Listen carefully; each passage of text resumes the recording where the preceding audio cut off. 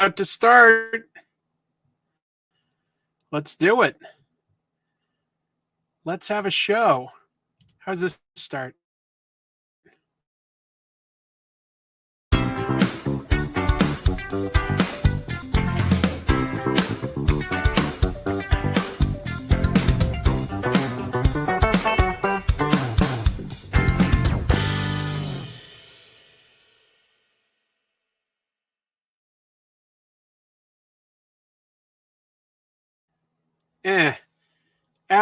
Average opening. Computer was definitely chugging that one along for some reason. Might be time to get a new computer. That might be the upgrade that I need. But hello, folks. Welcome to the show. Tell you what, how about a devil's salute to start things off? My name is Chris. I'm your host. This is Pros and Cons. This is my weekly live show where I'm going to recap the comic book news and reviews of the past week for you. We've got some cool comics, that's for sure, but we've got a lot of really weird and wild news. I'm definitely excited to share that with all. Going to be drawing a little bit too. You know what? Before I go too far, let me plug a couple things for myself. First of all, there is a new episode of Comic Tropes that went up yesterday, so please check that out. This time I looked at a really weird Golden Age superhero who had an overly specific duty. He was the press guardian, responsible for, I guess, free press, but really what that ended up being was just sort of protecting his dad's newspaper that he worked for secretly. Also, you guys have seen some hints towards this. Well, we are in the process of launching this, we being me and Dynamite. I'm doing a variant cover for Vampirella. They were kind enough to hire me for that, and we're doing this as an Indiegogo campaign so that we know exactly how many to and into your hand. Pretty excited. It's a lot of fun. I'll put a link in this description eventually. There's a place where you can sign up your email and you'll get alerted as soon as it goes live, which will be like any day now. I just put a video up about it on my Comic Tropes YouTube channel that does have that link as well. And I've been putting it in my social media. Now, here's the trick when you're promoting a campaign like this. I don't know if you know this, but all of social media, we're talking Twitter, Facebook, YouTube, anytime you put a link, they suppress how many people see that. It's a little frustrating. So they want you to pay to put that in front of people's eyeballs. So I know that like not everybody that follows me on these channels even gets notified about this. Only a small percentage hears about it. But if you're watching this, this is an opportunity for me to tell you. I would really, really love the support there. If you could at least for now sign up on that mailing list. Tell you what, I'll bring up that link. Let me add something here. Yeah, to show that I could, I can copy this link. I think I'm trying to copy it. Not really letting me. All right, let me see if I can enter it in chat. Maybe it will allow me to do that. But I did a cover essentially based on the tropes of like all the stuff that you tend to see on popular covers, from sexy girls to main characters dying, guest stars, for some reason, gorillas, things like that. So I was pretty excited to be able to do this, and I would really love your support in making sure that we move a good number of these. So let's see. I'm typing into the chat right now the link for that and seeing for you folks. Yeah, I think it did. So in there, we'll be like launching this campaign like actively so that you can like pledge like in a day or two. Okay. But in the meantime, there's the link. So hello to everybody in the chat room, by the way. Sorry that I launched with so much plugging and didn't greet each and every one of you individually. But let's see, I'm just going to try to show this Right there. I'm just sort of showing that link too. There you go. I like this. Thank you, Mian Yan. Yeah, it's wicked awesome. As I said back where I grew up. You think the link is broken? I used it earlier today. Unless I typed it in wrong, it should be working. But yeah, I'm bad at like links and stuff. Okay, some people are saying that the link is broken. All right, hold on. I've got an idea.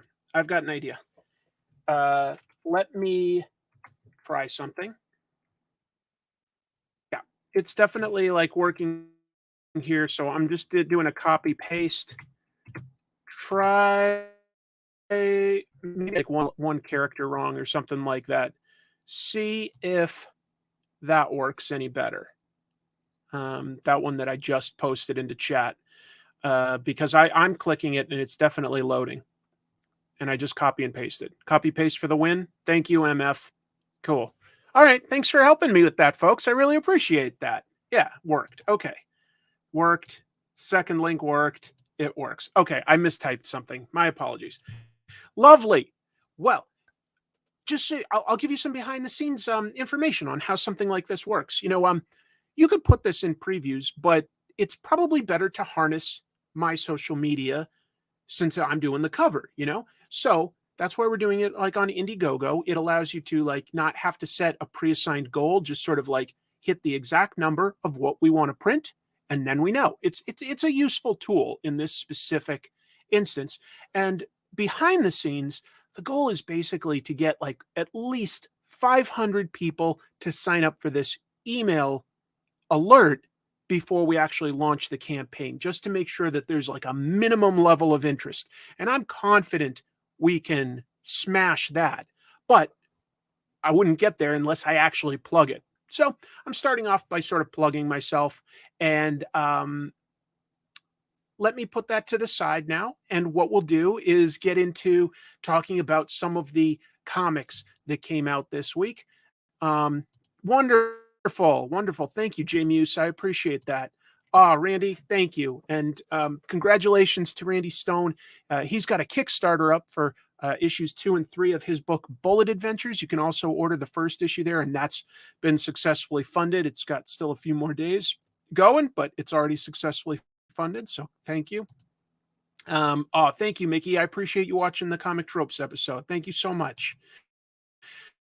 Let me put this aside and add instead this to the stream. Switch to this layout. There weren't a ton of comics that I picked up this week, so I'm going to go through this a little quickly before we get to the news, which is always fun to riff on with each other. But I'm really enjoying this Miriam the Silver Age. Neil Gaiman, Mark Buckingham. We're finally getting into issues that were never published back in the day. We're getting this story complete. And boy, is it like, Miracleman is definitely a little bit more sci-fi than superhero, just to be clear. Even though there's superhero characters in it, it's very much a sci-fi type of story. And this just is constantly investigating the effects on people when you have a godlike being. It's also starting to roll in some of the mythology of these aliens that essentially have the advanced technology that gave Miracleman and now almost all of humanity their powers. But the real character that we're following is Dickie Dauntless, who used to be young Miracleman, like a sidekick, and he just sort of is trying to figure out this world that he's in. He meets this man who used to be a superhero but had his powers taken away and now lives as a recluse. And I was fascinating as I read this. I realized I'm pretty sure that Neil Gaiman wrote this character as a type of analog for Alan Moore, who of course started the Miracleman story in like its modern form, the continuity that we're reading here. And it talks about adolescent power fantasies and being satisfied with yourself. Not that you can change your situation, but if you have problems with who you are, accepting who you are, that doesn't go away just by getting a different job or a different, look or anything. It's surprisingly deep, folks, and I really like it. They also have a reprint in the back here of one of the original Marvel Man stories that was from back in England in 1954. So that's kind of fun. And the bad guy in this is called Young Nasty Man. I couldn't help but think of the Tenacious D song every time I came across the bad guy calling himself Young Nasty Man. Let's see. You also were thinking, I think it's meant to not a one for one, but I think that Alan Moore is definitely inspiring a character within this. I think that Neil Gaiman is going a little meta with that. It's clever. It's clever. Let's see. New Miracleman stories is weird, but I like it. And great art so far. Oh, yeah. Yeah, no question. You know what was cool is at the back of all of these, they've shown things like Mark Buckingham's thumbnails or original art, because the first 2 issues of this were published back in the 80s. And they had his original art, and then in the front is like he revised it. He redrew everything. It's really interesting to see what like almost 40 years can do for evolving an artist's artwork. It's really beautiful. Wonder Boy.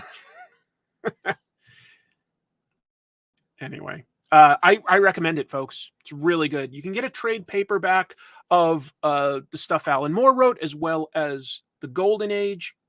Now the Silver Age is giving us finally some new stories. I've also been reading the regular Batman titles since writer Chip Zdarsky took over.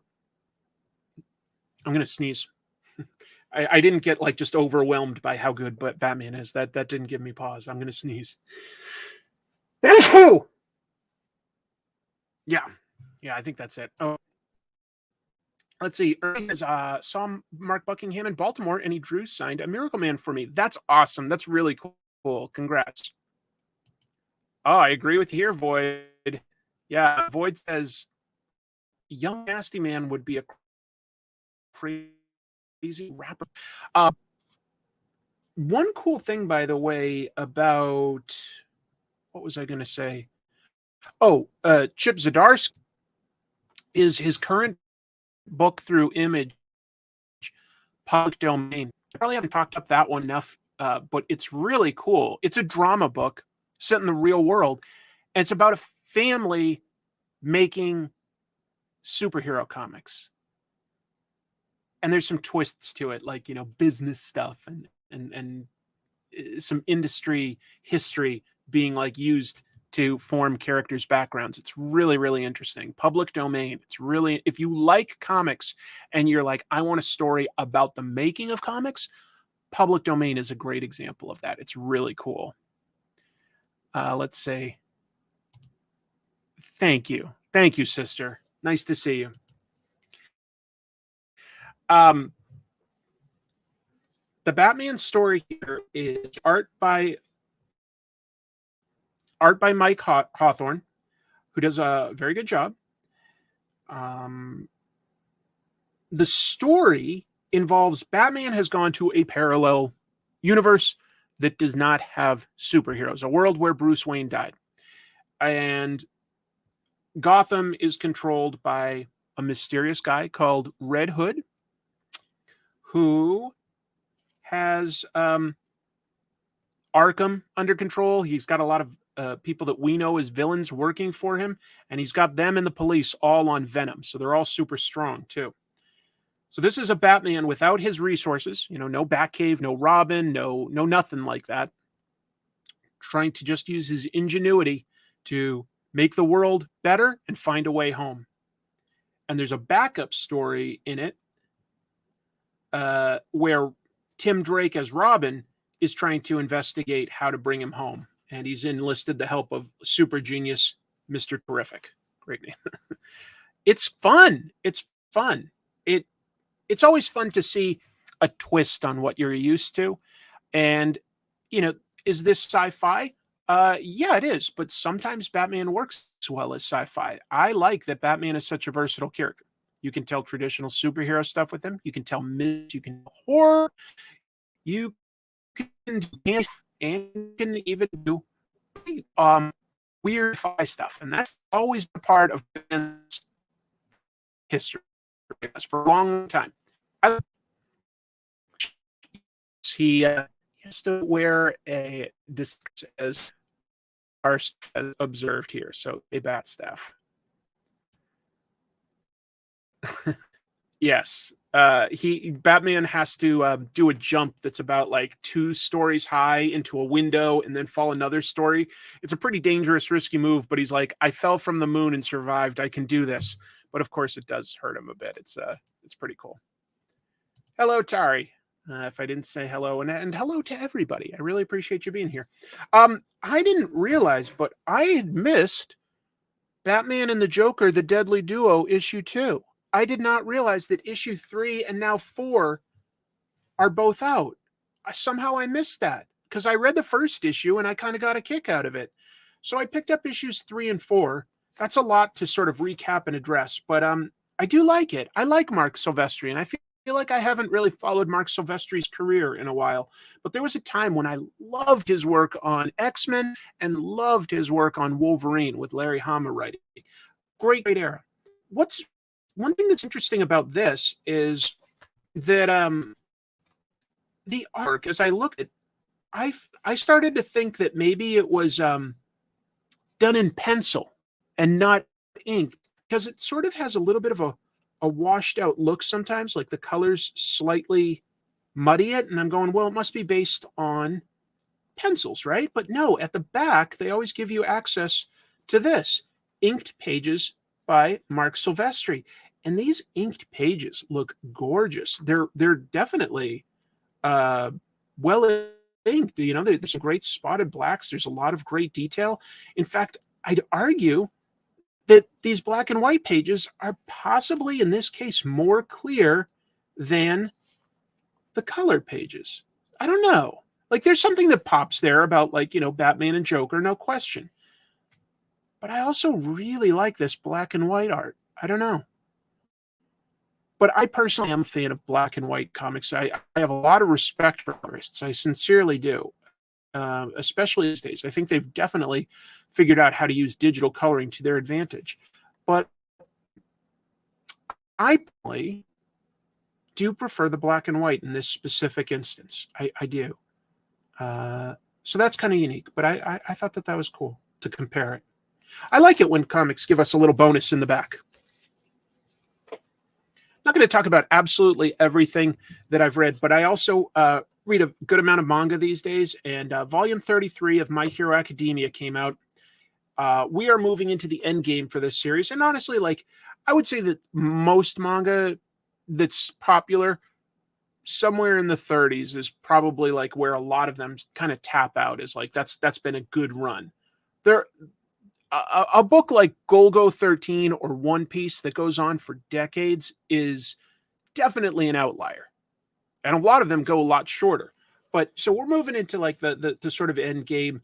And I have to admit, I liked this volume more than I did the last 2 or 3 volumes, because there's a lot of characters in My Hero Academia. And I felt like there was just too many supervillains that we were following along, as well as supporting heroes.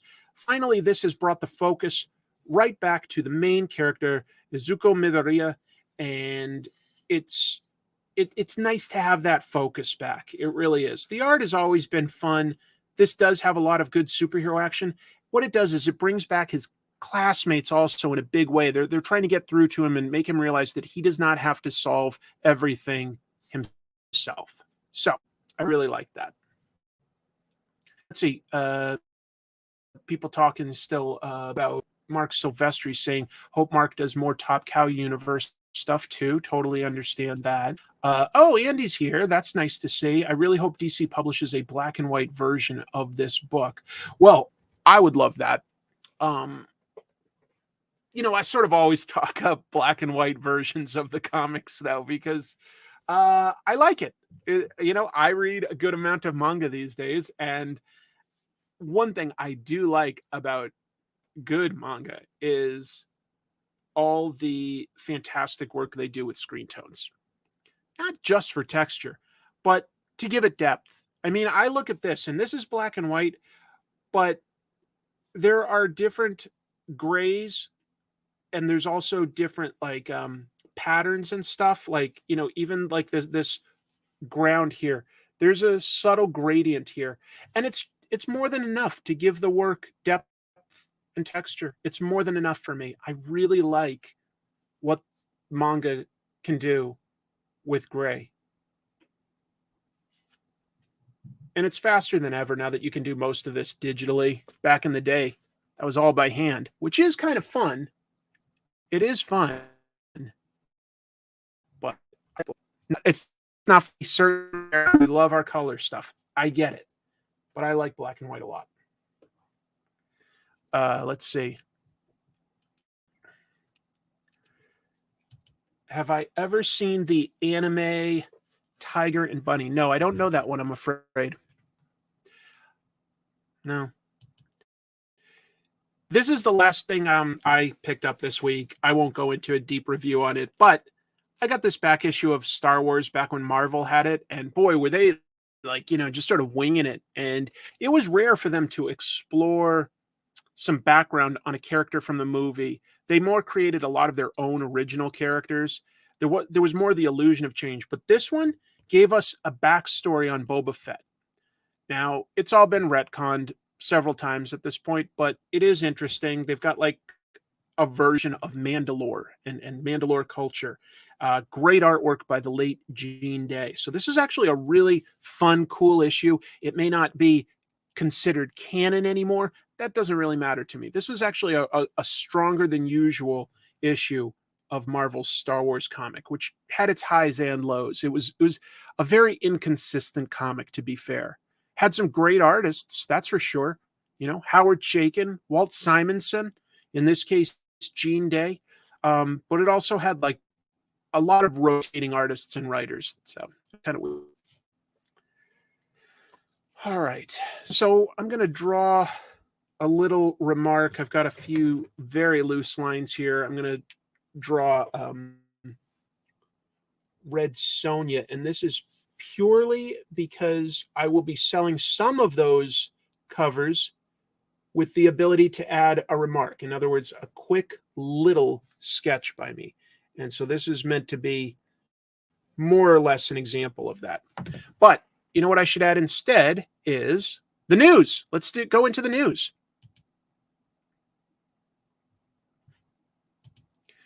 Kyle says, I got the Invincible 1 Undeluxe edition, and I never realized how much is conveyed by such simple line work. Simple meaning only what is needed, not easy to do. Definitely. Marvel started publishing Star Wars again a few years ago. More than a few at this point. More than a few. Back when Disney got it, they started republishing it, and they got a lot of top-tier talent. Some of those Marvel comics from today are very good. I like Dr. Aphra. I like Darth Vader. There's some really good stuff.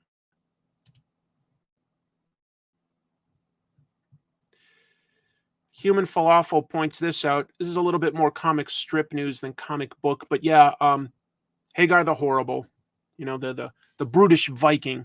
That's got a sensitive side. His artist Chris Brown did pass away, so that's too bad. Tell you what do we have for news? Let me move over here. I'm going to start with this one. Congrats, I guess, to artist Jock, writer Scott Snyder. Their horror book, creator-owned, Wytches, has been ordered to become an animated series at Amazon.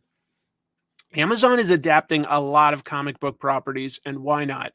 The Boys is one of the biggest hits they've had. So they're reaching into like nooks and crannies that haven't been traditionally explored. I don't blame them. You know, Boys isn't an inexpensive show to produce, but when you compare it to something like Rings of Power, oh my God, their profits on Boys is so much better. Boys is watched by more people and costs significantly less. But yeah, so Amazon announced this week that they have ordered Wytches to be adapted into an animated series. Both Snyder and Jock will executive produce. If you haven't read it, I've read it. It's a decent horror story that sort of focuses on family, specifically a daughter in a family. And it says, 17-year-old Sailor Rooks, whose family moves to a remote New England town after a tragic accident, only to discover that a burrow of monsters, ancient creatures that prey on our darkest fears and desires, lurk beneath the town. That's fairly accurate, although it'd be a little bit more surreal at times than what that sort of implies. It's good though. How many people out there have read Wytches? I'm definitely curious.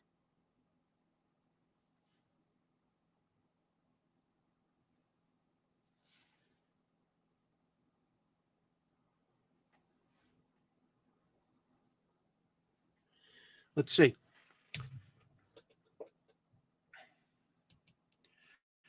It's difficult to said with the bad state of animation these days because all those cancellations. Don't quite understand that one. Sorry.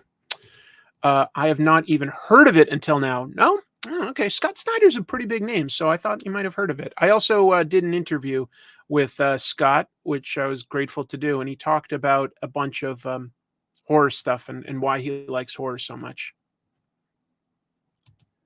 Never read it, but obviously looks gorgeous. Jock is definitely a unique talent, isn't he? Yeah, I admire Jock's work quite a bit. I think the first thing I noticed Jock on had to be The Losers, if I'm thinking, if I've got it in my memory right. But has done a lot of great stuff, including some eye-catching covers. It's a good book. It's a good book. James says, liked Wytches, good fun, wanted more. Cool. It's unique. It's not necessarily about like Wytches like boil, boil, cauldron, magic, eye of newt. It's not quite that. It's something creepier and original. But it's good. Let's move on. Wait, what's this say? Scott Snyder is a super writer. He takes no prisoners. Well, he's definitely one of the bigger writers out there today, I think. Yes, thank you very much for mentioning that, Makoseda. Agreed. It's a rare father-daughter story. I think that like father-daughter is a really interesting dynamic to explore that is probably less explored than father-son, um, but probably more than like father-mother or daughter-mother. I don't know. So let's see what else there is, because honestly, there's a lot of news this week, and a lot of it is Amazon TV shows. We were just talking about The Boys. Well, season 4 is currently filming, okay? By the way, they're going to have their spinoff Gen V come pretty soon. That's where sort of a little bit X-Men, a little bit Teen Titans or New Mutants, like people in school getting trained with their powers, but in this case, they're working for Vought. That's coming up pretty soon. But is there going to be a season 5? Almost definitely. Hold on. Let me acknowledge this really quickly. Checked out Saga on your recommendation, and it is the best thing I read in a long time. You can't go wrong with that combo. I don't think there's anything I've ever read by Bryan K. Vaughan that has disappointed me. Some of it I like a lot more than others, but I think he's just one of my favorite writers. Really like him. And Joshua has a good recommendation. Yes, Snyder and Jock teamed up on a great Batman horror book called Black Mirror. That one was with, if I'm remembering right, that was the Dick Grayson Batman, right? That was when Dick Grayson was subbing. Anyway. So yeah, is season 5 coming? Well, according to showrunner Eric Kripke, definitely, because here's specifically what he tweeted. This was like 2 days ago. He says, "'Cause you're asking, we've been shooting since late August. I'm here to prep and direct the season 4 finale.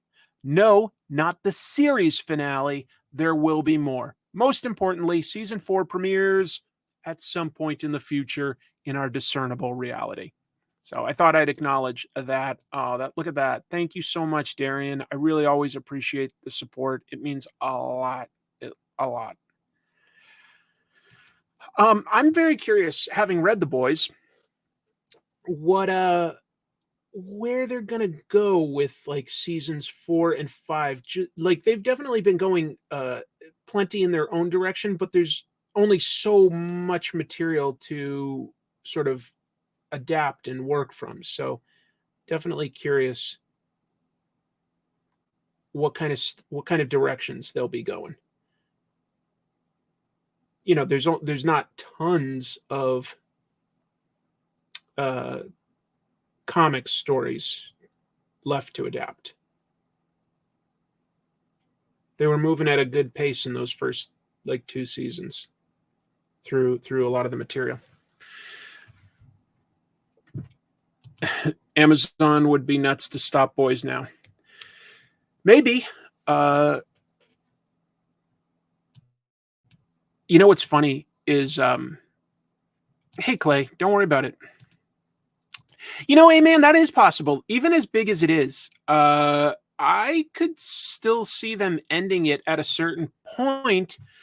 2 reasons. One, streaming is not necessarily the place where they seem to want to continue shows forever. They just want constant, like, new material to get new people to subscribe. And they don't always care that much after like maybe 2 seasons worth, but they'll stick with the biggest stuff.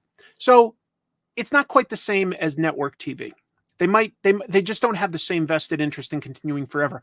Also, showrunner Eric Kripke, I mean, his show that he created, Supernatural, went for 15 years, but he only worked on the first 5 before he stepped away to work on something else. He felt that he completed the story, and if they wanted to keep going, they could keep going, but like, you know, he left then. So, you know, I feel like he's a guy that doesn't necessarily want to milk a story for more than he feels he can get out of it.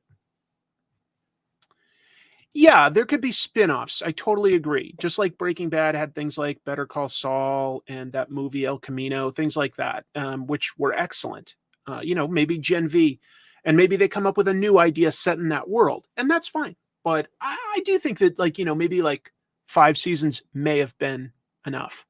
Ah, yo, I won't spoil anything, but I've absolutely seen The Last of Us. I love it. Episode 5 was another banger. So far, my favorites have been episodes 3 and 5. 5 was incredible. Some really great character drama, some amazing tension. Really, really great tension. Some great action scenes. I won't say anything about it, but it's great. It's great. Moving on. How about some more Amazon comic book show news? How about some more? Here's another one that they're adapting. A book called Butterfly. Butterfly. And this one is going to be produced and star Daniel Day Kim. Daniel Day Kim is great. I remember watching him on Angel back in the day. He was one of the partners in maybe season 2, I want to say, maybe season 3. And then he was on 24. And then he really, of course, kind of exploded when he got to be on Lost. And I never really watched, what was that show? Hawaii Five-0. I have to admit, I didn't really watch that one, but I like Daniel Day Kim. I think he's a compelling actor. And so I guess he saw Butterfly, that he had an idea for a take on it. The show is going to follow Presume's character, but the character in the book, David Jung, an enigmatic, highly unpredictable former U.S. intelligence operative living in South Korea. That's a change from the book. He did not live in South Korea then, whose life is blown to pieces when the consequences of an impossible decision from his past come back to haunt him. Vague, whatever. I don't know what they mean by that. And he finds himself pursued by Rebecca, a deadly sociopathic young agent assigned to kill him. Well, in the comic, all I can tell you is that Rebecca is his daughter, and that's an important part of the story. I wouldn't have really called her sociopathic necessarily in my description of Butterfly the comic. So they might be making some changes to that. They're certainly changing the setting over to South Korea, I guess to play up on Daniel Day Kim's background. But that could totally work. Could totally work. I think it could be good. Oh, I didn't know that. Okay, I don't watch a lot of TV, I have to admit, because I work so much. But he's currently producing the television series The Good Doctor. Good for him. I know he gets along with my buddy Ken Jeong. I know that they're pals. That's about all I know. Oh, let's see here. Hey, Chris, I'm curious about your thoughts on the Flash trailer. Ah, okay. Also, I remember you said you tried to get AI to tell a Norm Macdonald Marvel joke. Have you heard his actual Fantastic Four joke? It's amazing. You're right about everything there. So, sure. Let's bring something up here. Give me a moment to open a window. And I'm going to change something up here.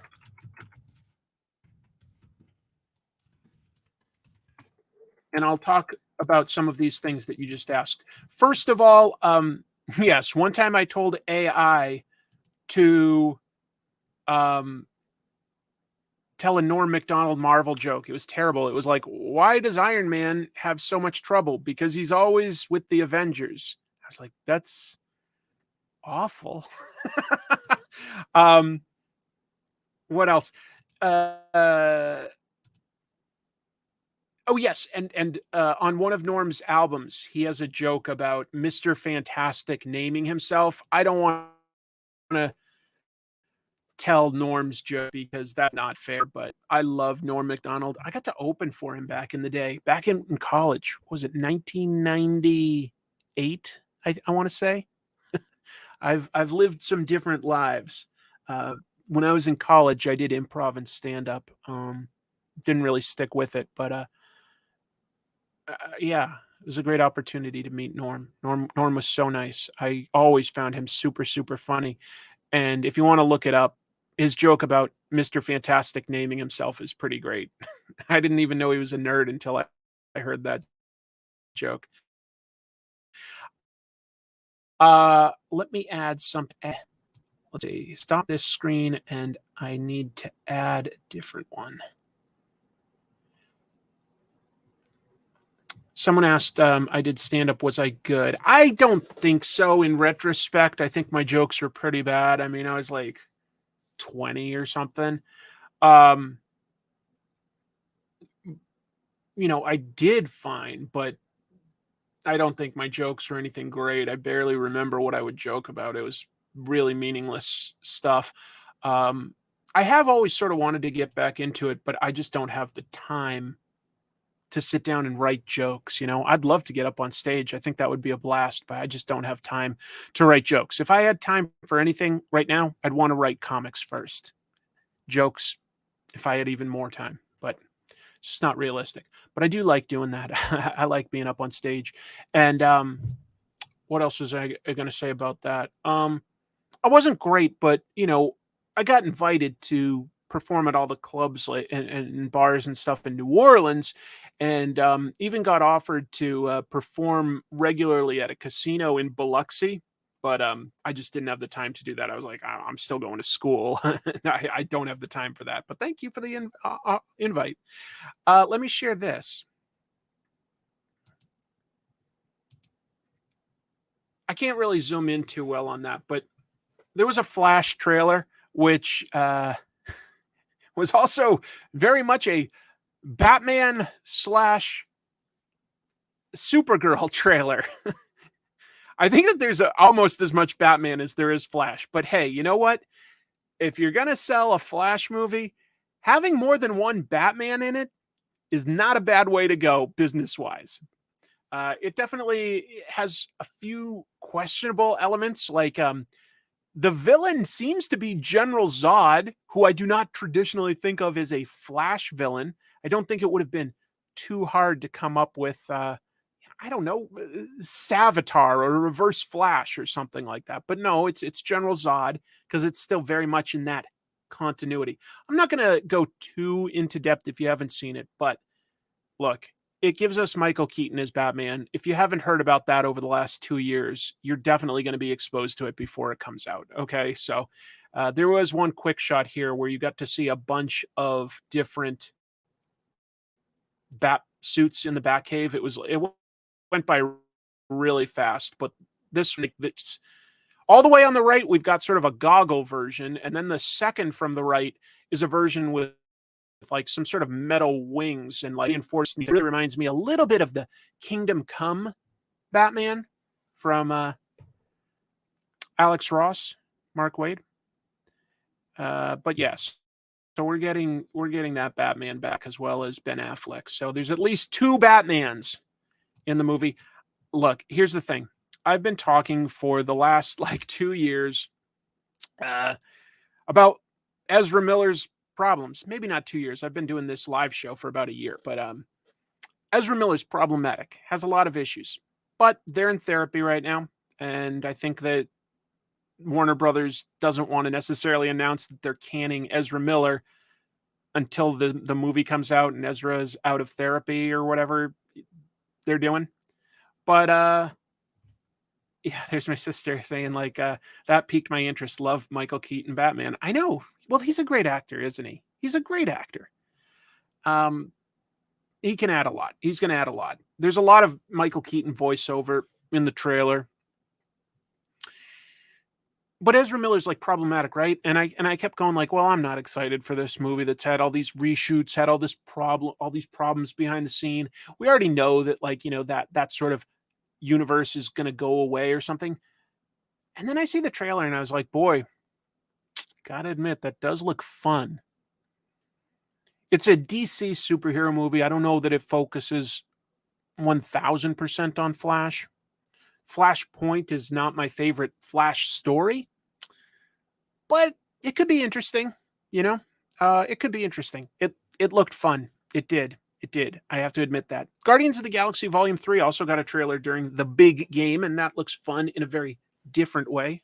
A little more serious, but still a little jokey.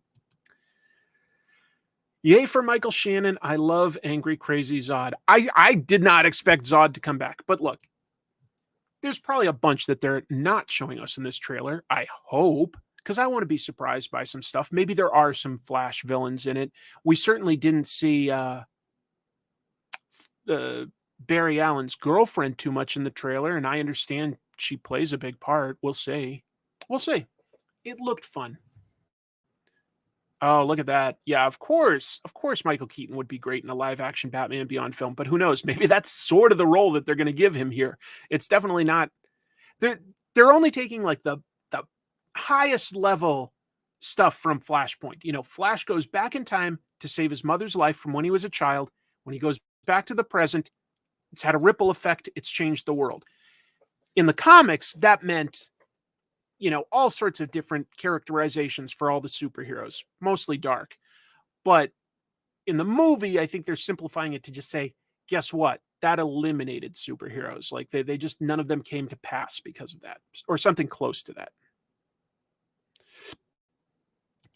EJ says, and it's lovely to see you also, EJ, not a fan of this Flash, even less fan of the actor. That's fair. But boy, does the trailer look great. I'm in it for Keaton Batman. Boy, I'm the same way. If you're going to ask me, like, you know, like, has there been an iteration of Flash that you've enjoyed?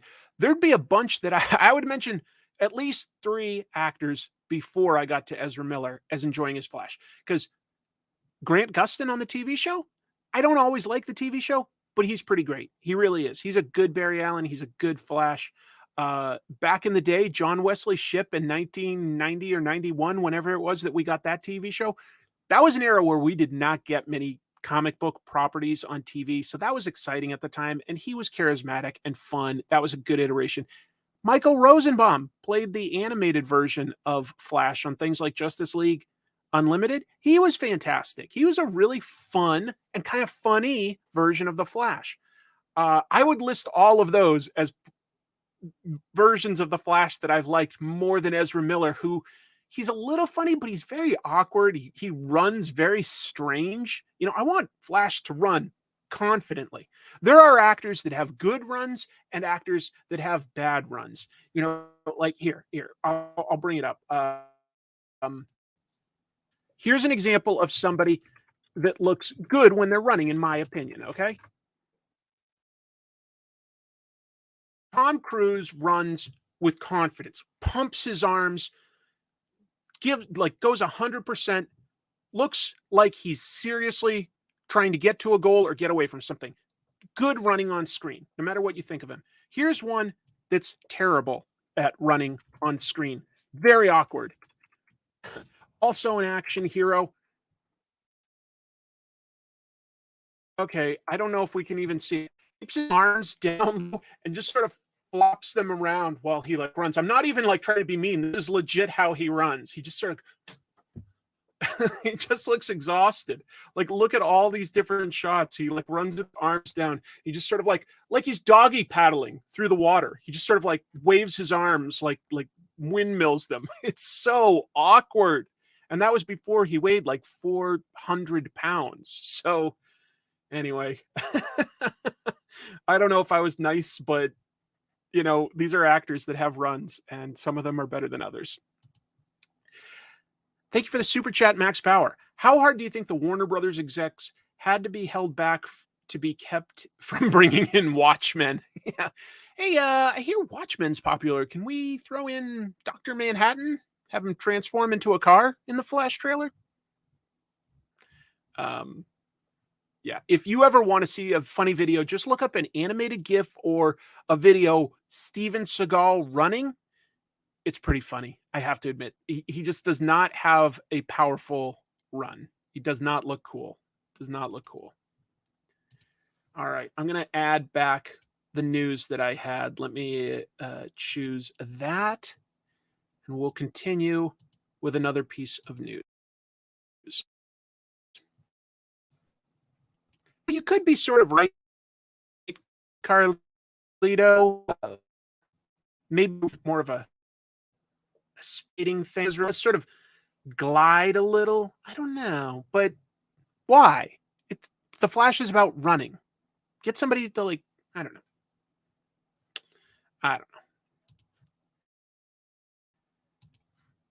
Did you think that we were done with Amazon adapting comic books? What about if I told you they're getting into the Spider-Man business? Yeah, 2 streaming services are teaming up to make a Spider-Man live-action show with Sony. MGM Plus, MGM and Sony have some sort of relationship that I don't understand off the top of my head, and Amazon are teaming up to make a live-action Spider-Man Noir TV show. And at first you're like, why that Spider-Man out of all of them? Well, there's a good reason. Because the Into the Spider-Verse producers and writers, Phil Lord and Christopher Miller, developed this series alongside Oren Uziel, who did a show called The Lost City. I didn't see it. But they will step into the role of writer and executive producer on the series. I love Lord and Miller. I've never been disappointed by anything they made. 21 Jump Street, hilarious. The Lego Movie, hilarious. Clone High, hilarious. On Earth, hilarious. I love those guys. And I think they made the best Spider-Man movie. I think they made the best Spider-Man movie. So if they've got an idea on how to adapt Spider-Man Noir, okay, I guess I'm in. I guess I'm in. When you get like the right talent, show me what you got, you know? If you don't know Spider-Man Noir, it's a version of Spider-Man that's set in 1930s Depression era New York. So he's more of like, you know, a hard-boiled private eye. You know, he wears goggles, Dora, trench coat. Typically his stories are in black and white, just to add to like that sort of like gritty shadows and stuff like that. Yeah, but he's an interesting take. And if they want to make a live action show, okay, I would have thought animated, but no, apparently live action is the way they're going. As far as how MGM Plus and Amazon, 2 different streaming services, are involved, it's because MGM would be doing it for distribution here in the United States. That's probably the biggest audience, or at least half of it. Amazon would handle showing it to the rest of the world globally.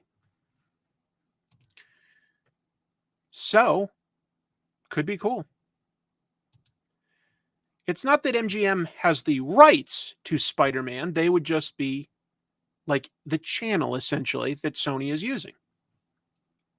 I think Sony owns MGM, just to be clear. I'm pretty sure that's right. Somebody can look on Wikipedia, but I'm pretty sure that's the relationship. At least it's more interesting than El Muerto. The only thing about El Muerto that could work is that there's like 2 stories that have ever used him. Like there's hardly any material there. So if you want to create something like basically brand new, fine, I guess. I don't know why you would even bother adapting it, but yeah. Amazon owns MGM? Amazon owns MGM? So what's the relationship? I thought Sony and MGM had a relationship for some reason. Anyway, we'll get to it. Whatever it is, that's the plan. Could be cool. Could be cool. Could be garbage. Could be hot garbage. I don't know. But personally, I've never been disappointed by anything that Lord and Miller have worked directly on. I think that they're a great team. I think that they're really funny. I really would have loved to have seen their version of the Han Solo movie, which honestly, I think a lot of people got nervous about, and they were like, "Oh, Ron Howard's coming in like to replace them. It's going to be garbage." In retrospect, I don't think Solo was that bad. I don't think it was too bad. I think it was actually pretty good, better than like some of the sequels and prequels. I really believe that. But I would have loved to have seen their version. I bet it would have been a little funnier. I bet it would have been.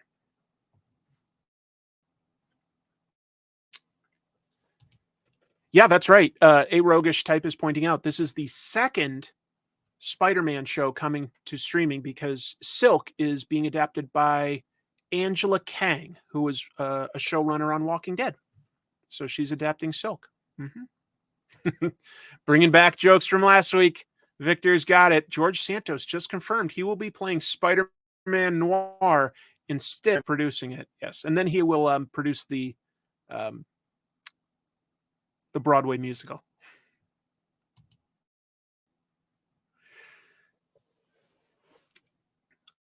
I've more TV news, but this time no Amazon. Sorry. Just sort of interesting. The Flash is wrapping up. 9 seasons is not nothing. It's about to have its 9th season, which will be its final one. The showrunner for The Flash is a guy named Eric Wallace, and he was interviewed by Nerds of Color. Just had to say, he said that he originally had a plan outlined for seasons 9 and 10 to sort of be like a 2-season long story.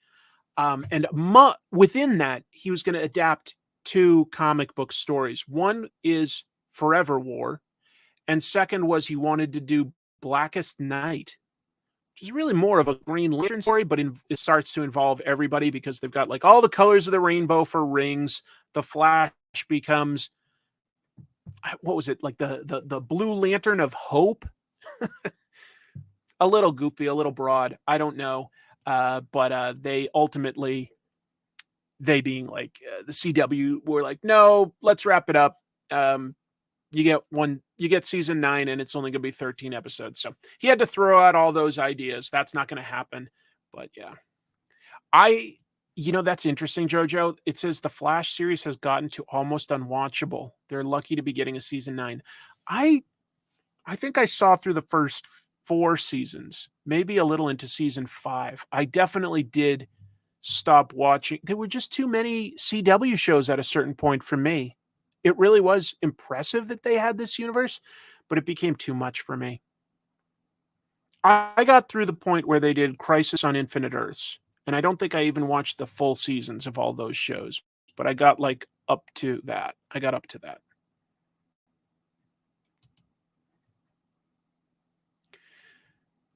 I stopped around King Shark.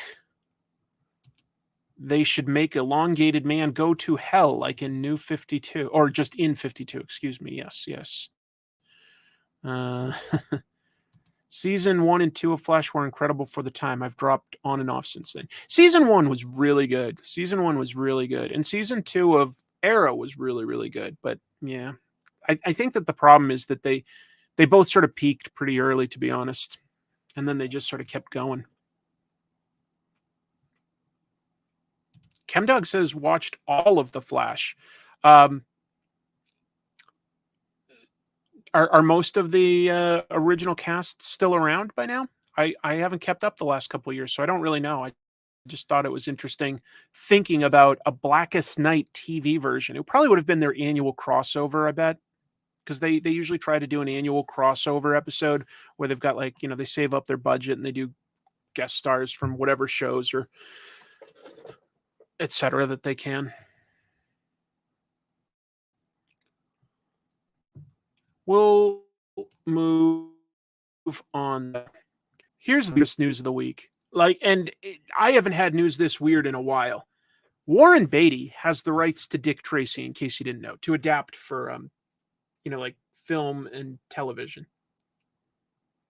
Back in 1988, he bought the rights from Tribune Entertainment. They're the ones that have the comic strip. And he brought that to Disney, and they made a movie in 1990 that I think Disney expected to do a lot better than it did. It was an interesting movie of its time. I didn't think it was too bad. I liked it at the time. Probably a little dated now, but interesting stuff. Interesting stuff. Anyway, so he made it in 1990, and he got his contract. I mean, his lawyers must have been incredible, the deal he got, because basically what it was is it said that he will retain the movie rights as long as he has something in development. And if Tribune or anybody else really wanted to get the rights, they have to give him a 2-year notification period. And if he starts developing anything within those 2 years, he keeps the rights. I've never heard of a deal anywhere close to this. So it's allowed him to just sit on those rights as he just becomes older and older and older. He doesn't make that many movies. He's not the most prolific actor. He's a fine actor, but he's not a very prolific one. He's like 85 or something now, by the way. And he still has the rights. He made a weird project in 2011 to keep the rights where he appeared in character as Dick Tracy, just getting interviewed by film critic Leonard Maltin. Weird. Like nothing interesting happened in there. It was just to keep the rights. And then this past week, he did that again to keep the rights. Again, this time it was on the movie channel, or Turner Movie Classics? TMC. Turner Movie Classics, I think is what it's called. And the host of that, Ben Mankiewicz, interviewed Dick Tracy, Warren Beatty in costume as Dick Tracy again. And he was like talking up like, oh yeah, Warren Beatty, but he didn't do such a good job. I think that the actors back in the 30s and 40s made me look better. And you're like, what? It's so awkwardly timed. It's on YouTube if you want to watch it. The timing is awkward.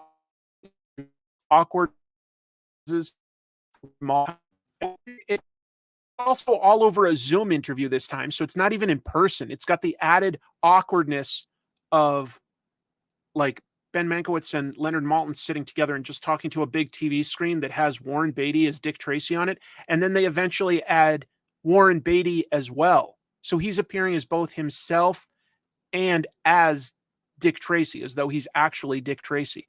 It's not funny. It's just awkward. It's weird.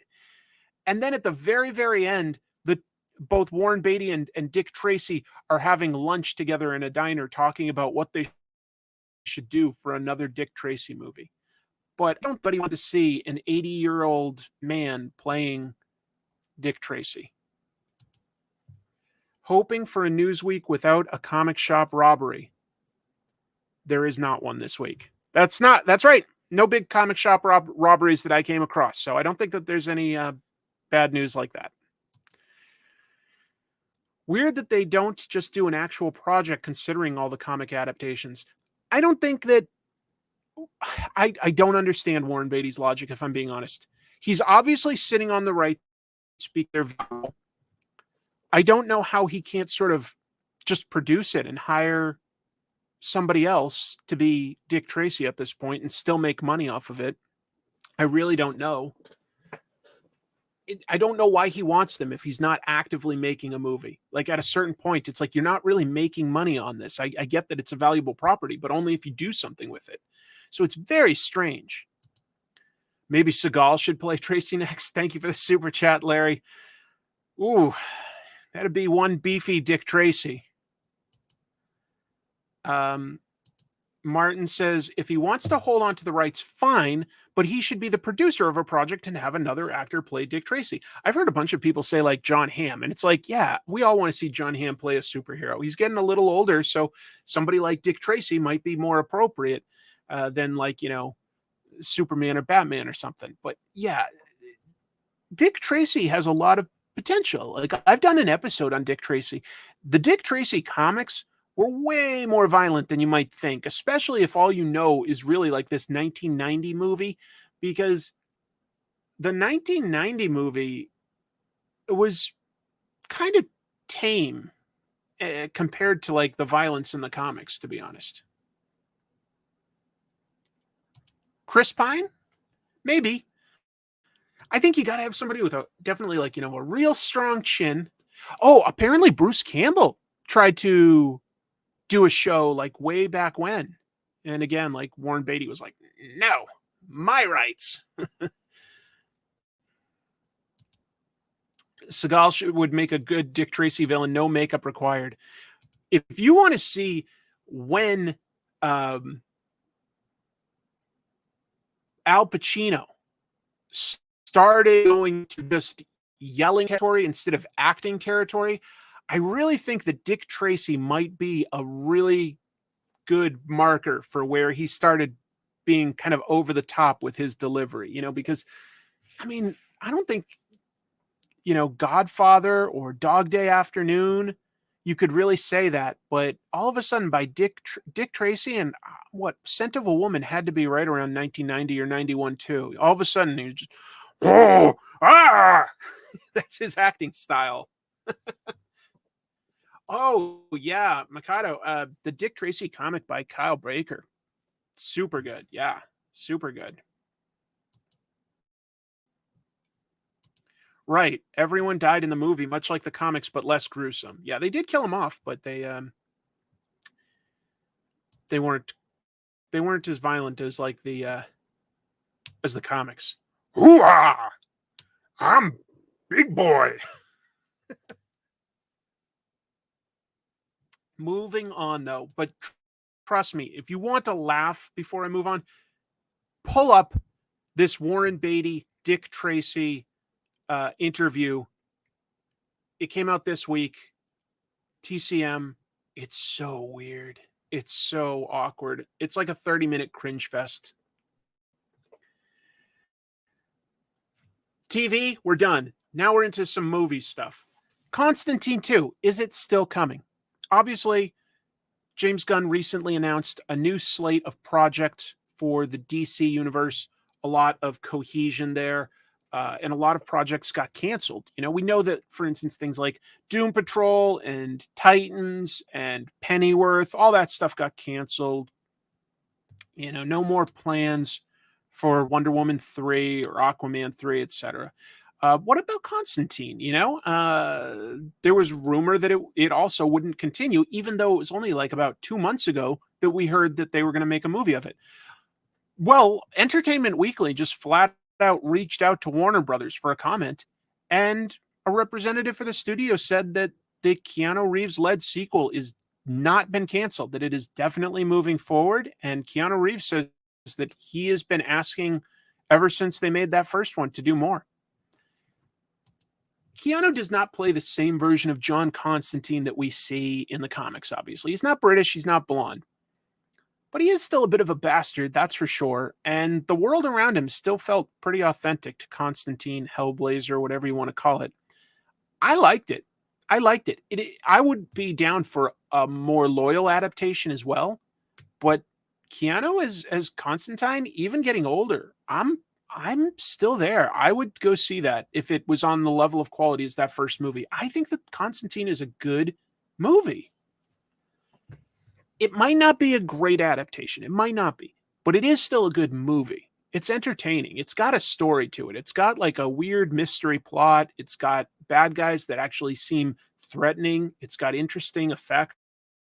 I liked it. I liked it a lot. You're down as long as he's still bisexual? I'm sure he would be. The TV show was good. No, I never really watched the TV show except for the pilot of Constantine, and then I know Matt Ryan ended up coming over to Legends of Tomorrow. I think I only saw like one or maybe two episodes where he played Constantine, and he seemed good. But yeah, oh yeah, that best casting. Jaimin Hansu as Papa Midnight. That was pretty cool. I like that. Wait a minute. You know what I'd forgotten? I forgot like Shia LaBeouf played his, Constantine's sidekick, didn't he, in that movie? That was sort of a weird casting. Oh, wow. I like this casting idea actually by Buck Dancer. Dan Stevens. Strong idea. Dan Stevens would definitely be a good Constantine if they wanted to put it more in like well, they're making a Swamp Thing movie, so if they want to have a Constantine in the shared universe too, Dan Stevens, you could do a lot worse than that. That's not bad at all. I like that.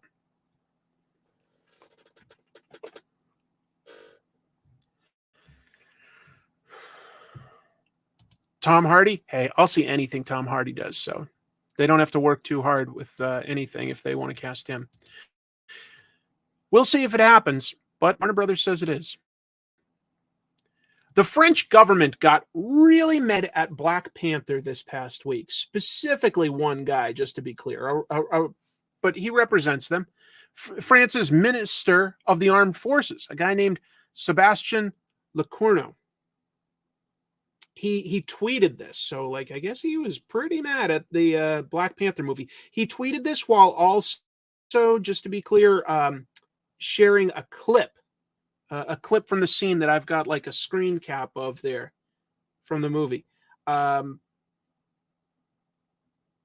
He was mad. This is a translation, but Sebastian said, "I strongly condemn this false and deceptive representation of our armed forces. I am thinking of and honoring the 58 French soldiers who died defending Mali at its request in the face of Islamist terrorist groups." Hey, I don't want to take it away from those service members. That's great that they went and helped the Mali citizens. That's great, but it's a little weird to get an actual movie. The part he was offended by, and this isn't really a spoiler for the movie, but like in it, towards the beginning, some Western nations are accused of trying to steal the fictional metal of adamantium, not adamantium, excuse me, vibranium. Got to get my metals right. From the fictional Wakanda. And I get a little bit, it's like, okay, Wakanda is in Africa, right? So like, and France flat out seems to have it brought into the UN. But I thought it was just as heavily implied that some of them were U.S. soldiers. I could be, but so whatever. He was butthurt about that. I think that that's a little weird. I really do. I think that's a little weird. But what do you think? Do you think that it's fair for him to be offended like this? Do you think that the Black Panther movie, maybe I'm wrong, did the Black Panther movie treat France unfairly by saying that they would be willing to steal this revolutionary metal? I'm curious to see some of the response here. Clay tells France to shut up. I don't know if they're going to listen to you specifically, Clay. They may need a few more voices, but who knows? Not to be confused with omnium steel that sentinels are made from. Right. Non. Let's see. A gang of native people from Haiti tweeted back that they begged to differ. Yeah, they treated Haiti pretty well there, didn't they? Let's see. What is happening in the scene screen capped? The Dora Milaje bring in a bunch of soldiers. They had gone on to like a Wakanda platform in the ocean, and these soldiers were masked, but the Dora Milaje captured all of them. Nobody got killed, and they bring them right in front of the UN, in front of like all the different representatives. So they sort of are embarrassing the Western governments that tried to steal from them. But, whatever. I don't think a lot of Africans like France too much either. Yeah, exactly. He's like, we helped Mali. It's like, cool.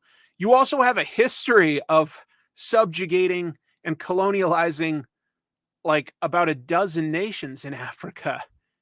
So I don't know that your overall history is that great. Just because you've done one recent good thing does not like mean that we can't tell a fictional story that pulls from some of the stuff that you've done in the past. Let's see. They also said America and the other nations would try to steal vibranium. Yeah.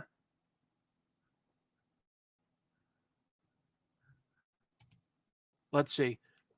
That French guy is right. France would never steal valuable resources from an African sovereign nation in real life or any other nation for that matter. Oh, wait. Yeah, exactly. There's a little bit of truth to some of this stuff, guys. It's also, just to be clear, like, it's not like they dwell on this plot point for like 20 minutes. It's not like Wakanda harbors a grudge and is like declaring them to be their enemies. It is very much about Wakanda and Namor, like two fictional countries. So yeah, they put a little bit of you know real life in there so that there's something we can all follow along to. But I don't know. It's a little weird to get that hurt over it, in my opinion. But maybe that's me.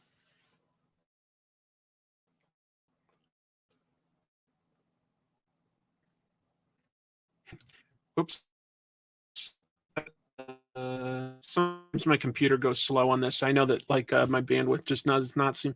I think, by the way, my bandwidth is fantastic. Actually, I think that my computer can't really process all these images very well on it for some reason. So I think that that's overall my issue, which means I need to save up and buy a really nice computer at some point. So that's I'll be able to make this show better at some point in the future, but I need to get a better computer.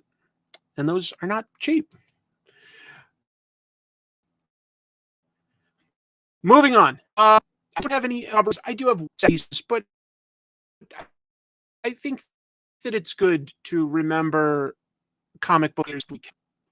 They've created something great that gave a lot of us happiness, and this is how we remember them. Well, a gentleman named Lee Moder was a comic book artist, and apparently he passed away last January quietly in his home, but he was only 53. We don't know exactly what happened, but his friends and family have let us know this in the past week. There was a comment by somebody that knew him pretty well professionally, made to comicbook.com. This was Jeff Johns speaking, and he said the industry lost a wonderful talent of Lee Moder. He was the first artist I collaborated with on my first comic book, Stars and Stripe, which introduced Courtney Whitmore, aka Stargirl. Lee co-created Courtney and her world with me, along with reimagining the old 1940s Pat Dugan Stripesy into Stripe. He embodied the warmth, power, beauty, and comedy he put into his art. We had so much fun. I'll miss Lee very much. So yeah, just a little sad that somebody passed away. Definitely, Stars and Stripe will stand the test of time. So hopefully, people will still be discovering somebody like Lee for a long time to come. That would be nice. And I just thought it was worth at least acknowledging him briefly here.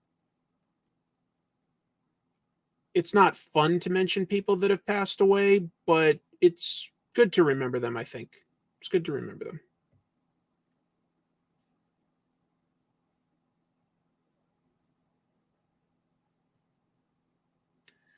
And with that, I'll move on.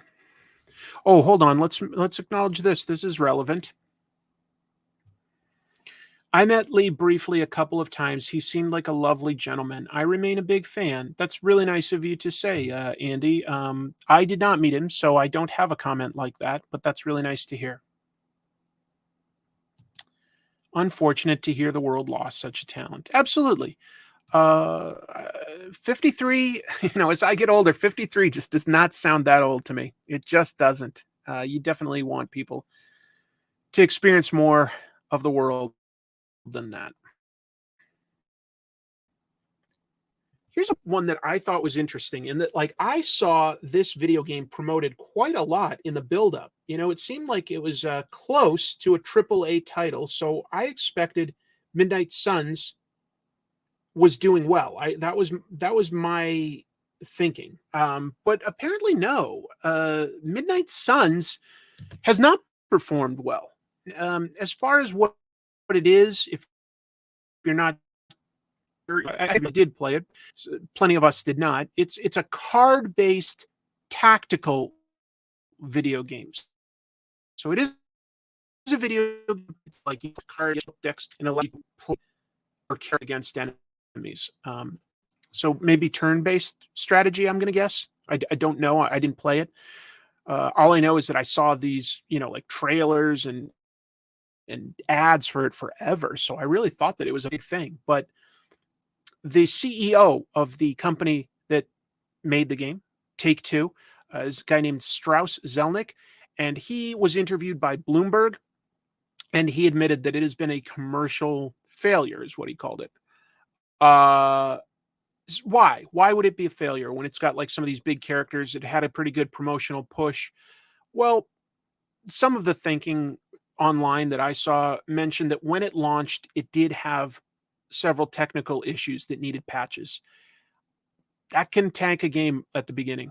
You're going to make most of your sales in those first few weeks, in that first month that a game is released. And if there are issues with it, that really hurts sales, because that's the word of mouth at that point, is that, this game has issues. So that's probably the main reason. Not that I'm the expert, but the thing to note about it is it have good reviews overall. Like if you go to like the weighted scores on something like Metacritic, it was in the 80s, which is a very good game. But probably these technical issues tanked it. Zelnick just said that he hoped that now that they've fixed these technical issues, he's hoping that it has a long tail life and that it can grow to slowly become a well-respected game, and that they can like get long-term sales. I don't know. I'd be very curious to have any of you played it, because that would be very interesting to know. I've been playing Marvel Snap since we talked about it on this show a couple weeks ago. Oh, good. That's fun. I like to hear that Marvel Snap added the creator credits. That was nice. I like that.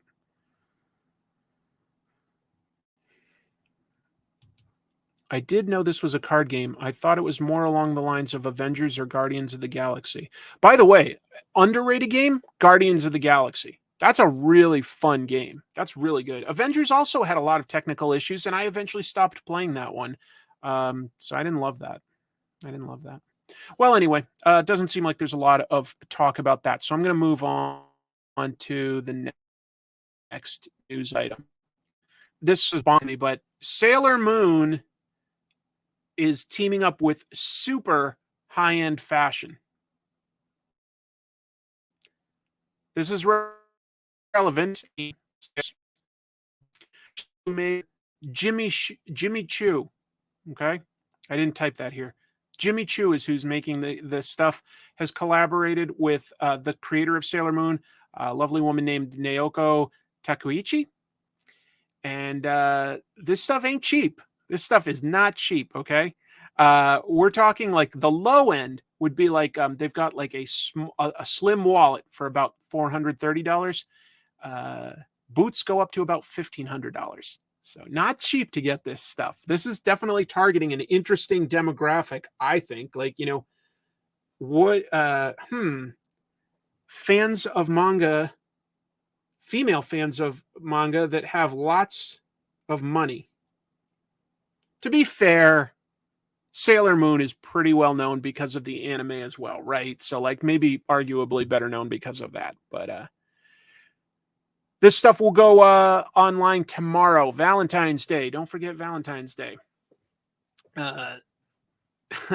No, Clay, we are not talking about a whole cosplay outfit or what the characters wear. We are talking about shoe wear and accessories that are inspired by Sailor Moon. You think the blue boots are my style? You didn't see how big the green boots were. in this, but yeah. Uh, what else can I say? Uh, Naoko Takeuchi is a very successful manga artist. It's also a good businesswoman. Her husband is also very successful. I'm forgetting his exact name off the top of my head right now, but he created both Yu Yu Hakusho and Hunter x Hunter. That's a power couple. That's a power couple.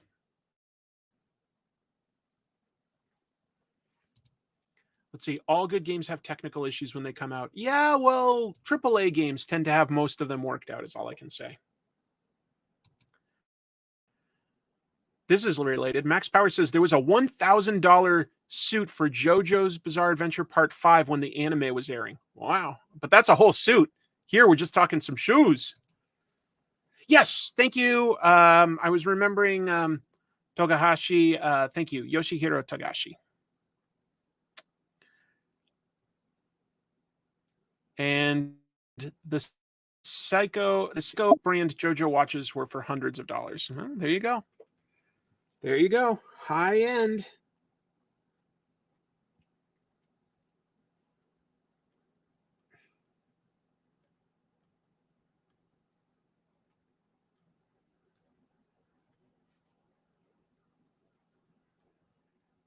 Who out there is going to buy themselves a few pairs of Jimmy Choo Sailor Moon shoes? Jeannie, you going to get some? Talking to my sister. I don't think she even knows Sailor Moon too well. So probably not.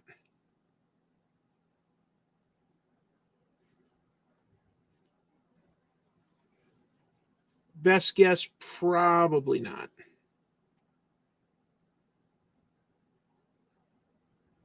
I'm just drawing for a minute here, folks. I'll be right back with you.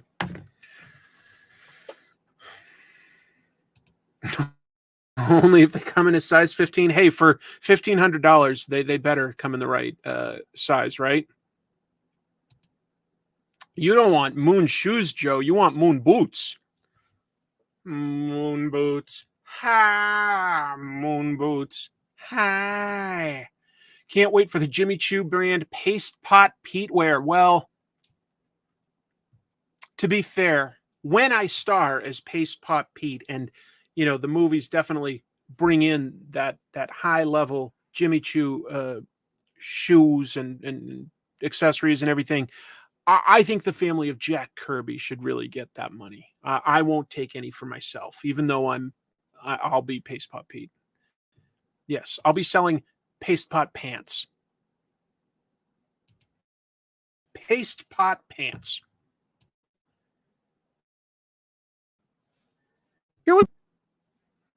I don't know how many of you follow Patient online, but great artist, really seriously great artist. Oops, let me acknowledge this. Thank you, John Dorsey. Wow. Here's to this lovely medium, our diverse and lovely community, and creators like newly cast Paste Pot Pete actor and distinguished comic essayist, urban superhero, and YouTuber Chris. Hey, don't forget, comic book cover artist. That's right. Sign up on the mailing list so that you can get my Vampirella cover.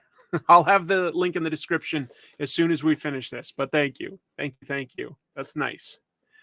Wait, EJ saying something about shoes. Japan has been on an anime shoe tear lately. How about them Astro Boy boots? I didn't see the Astro Boy boots, but that sounds awesome. That sounds awesome. I love how, oh, and guess what? Stay tuned. I have some Osamu Tezuka news tonight. Yes, always excited to do that. Astro Boy's awesome. I love Astro Boy. But let me jump back to Punisher and specifically Dan Panosian. And if you look at in the middle of the screen here, that artwork is a cool take on the Punisher. Variation on the skull, making it look more like, a vest of some sort. But anyway, Dan Pinocchio said that he actually once drew 3 full issues of Punisher that Jimmy Palmiotti wrote. Marvel never published it. And when they did that, I thought you know what? That reminds me, back in like 2020, as the pandemic was starting, they being Marvel also canceled a series that had been pretty far along, got published. Issues of issue they now is going to bring the character of Barracuda into the Marvel universe. Let me explain more. Barracuda was a Punisher enemy in what's called Punisher Max. That was just like sort of R-rated Punisher stories that like did not connect to, you know, the superhero world. They were just their own stories, like sort of their own harder universe and everything. And Barracuda was a really cool villain, really powerful, really hard for Frank to beat. And so, yeah, they were going to bring him into the main Marvel universe with a Punisher Barracuda series.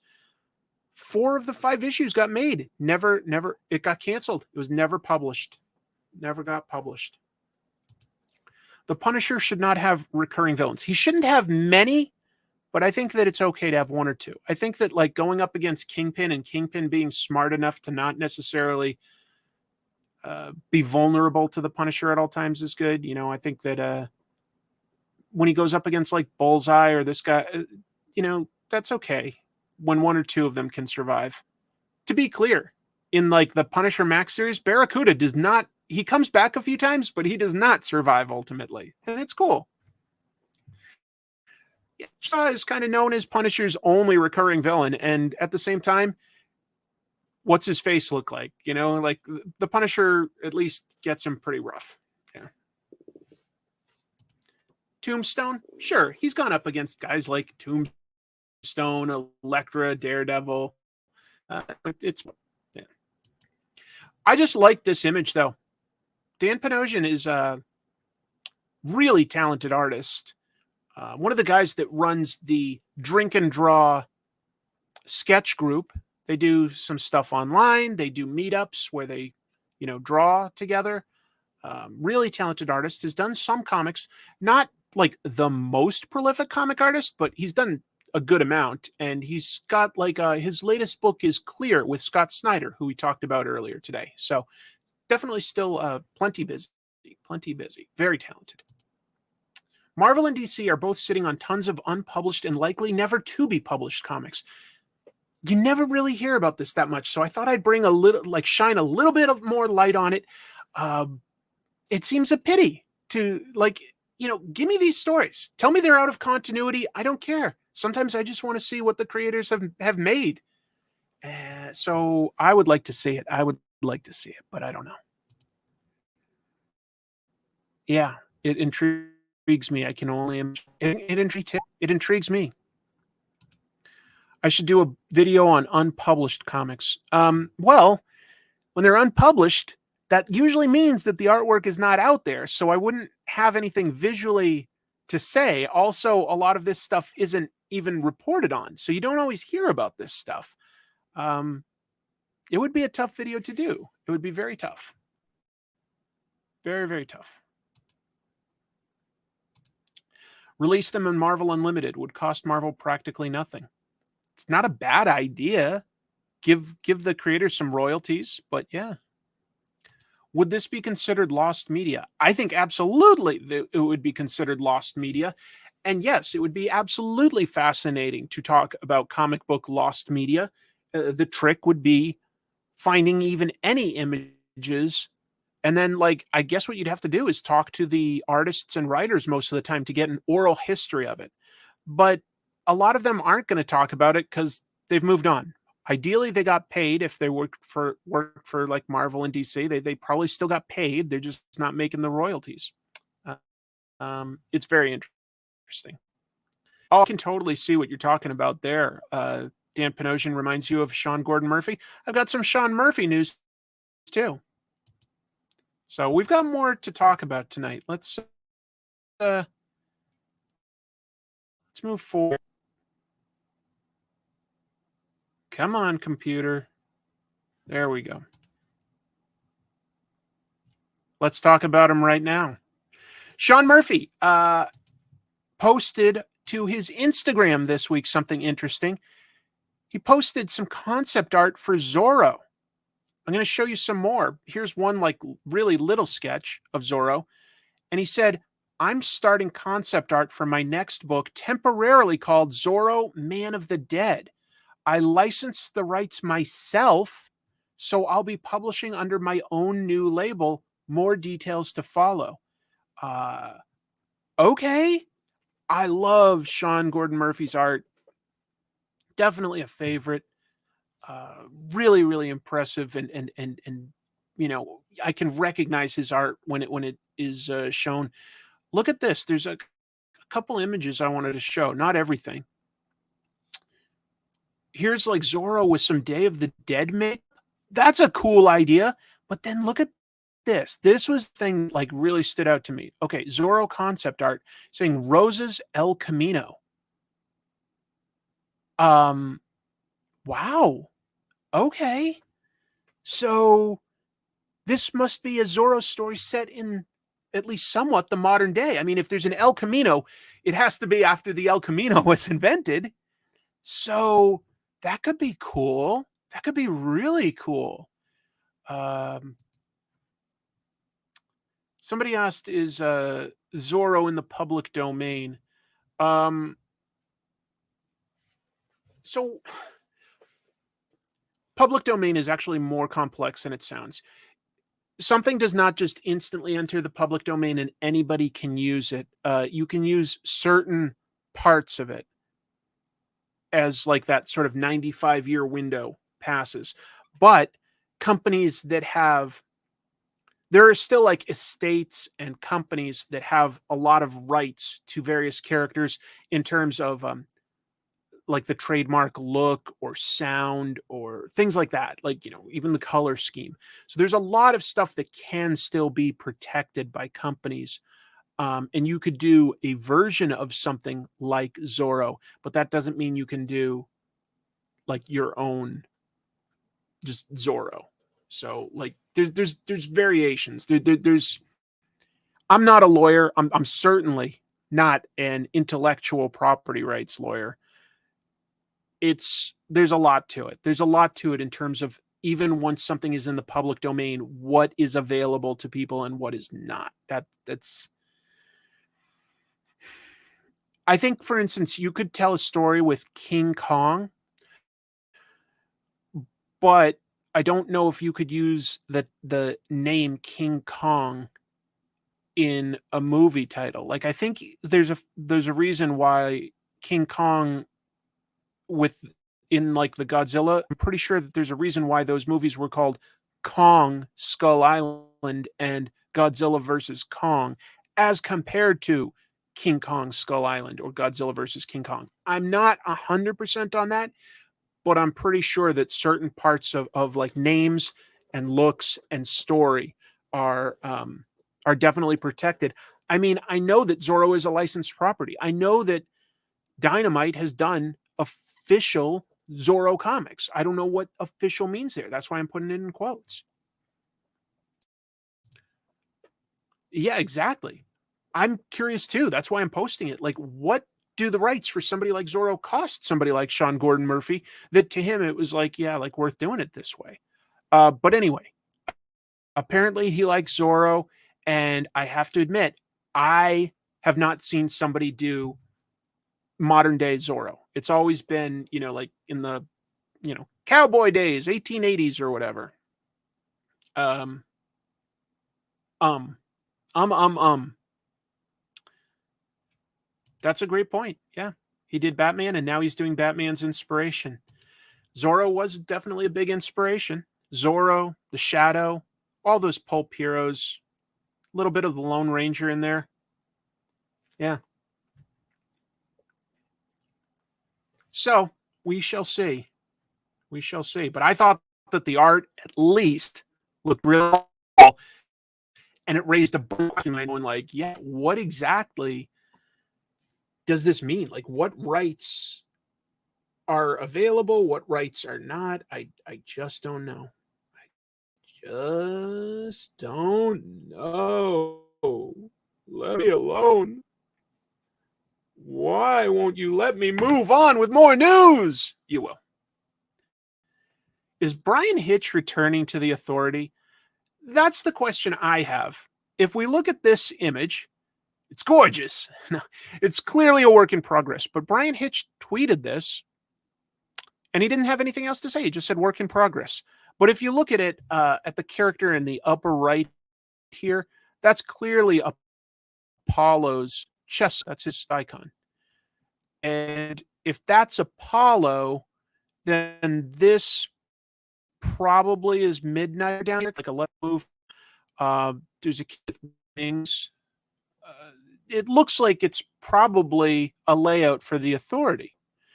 And it makes me like wonder, does this mean, could he be returning to the Authority? Could Bryan Hitch be doing more Authority comics?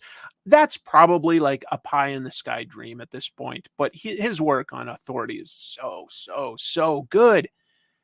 I would argue, and I think others have argued this as well, that there's a shift in how comics showed action when Bryan Hitch started doing the Authority. They called it widescreen action, like looking at like a movie screen and showing like big epic panels. And I think it was tremendously influential. There's a reason Marvel jumped on him and got him to do the Ultimates, and the Ultimates, I've argued before, really informed, at least visually, a lot of the Marvel Cinematic Universe.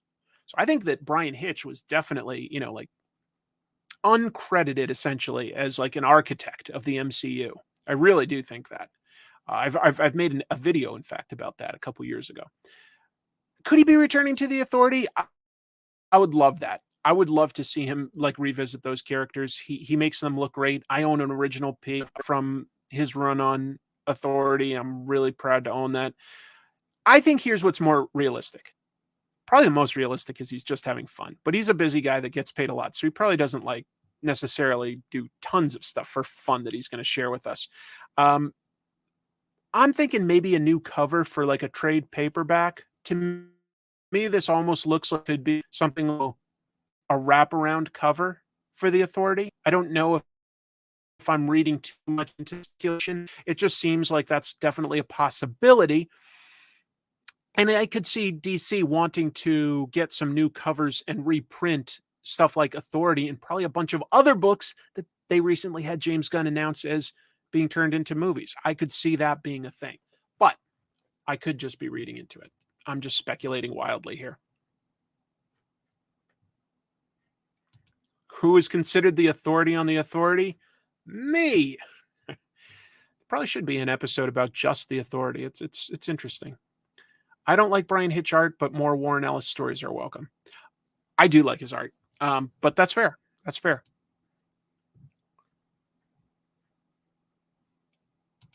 Jamillan, nice to see you here. Let's see. I was a little surprised that it wasn't public domain at the time, but they definitely had control and ultimate. Oh, I missed half the conversation anyway. Let's see. Honestly, that is a strong layout already. Yeah, I mean, if you look closely, and it's kind of hard to see here, in like perspective marks here too.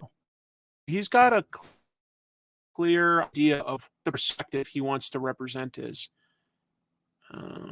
It's a very dynamic shot. Like everybody's sort of like jumping out of one point, but like everybody has their own depth to it. There's some real depth to this. I like it.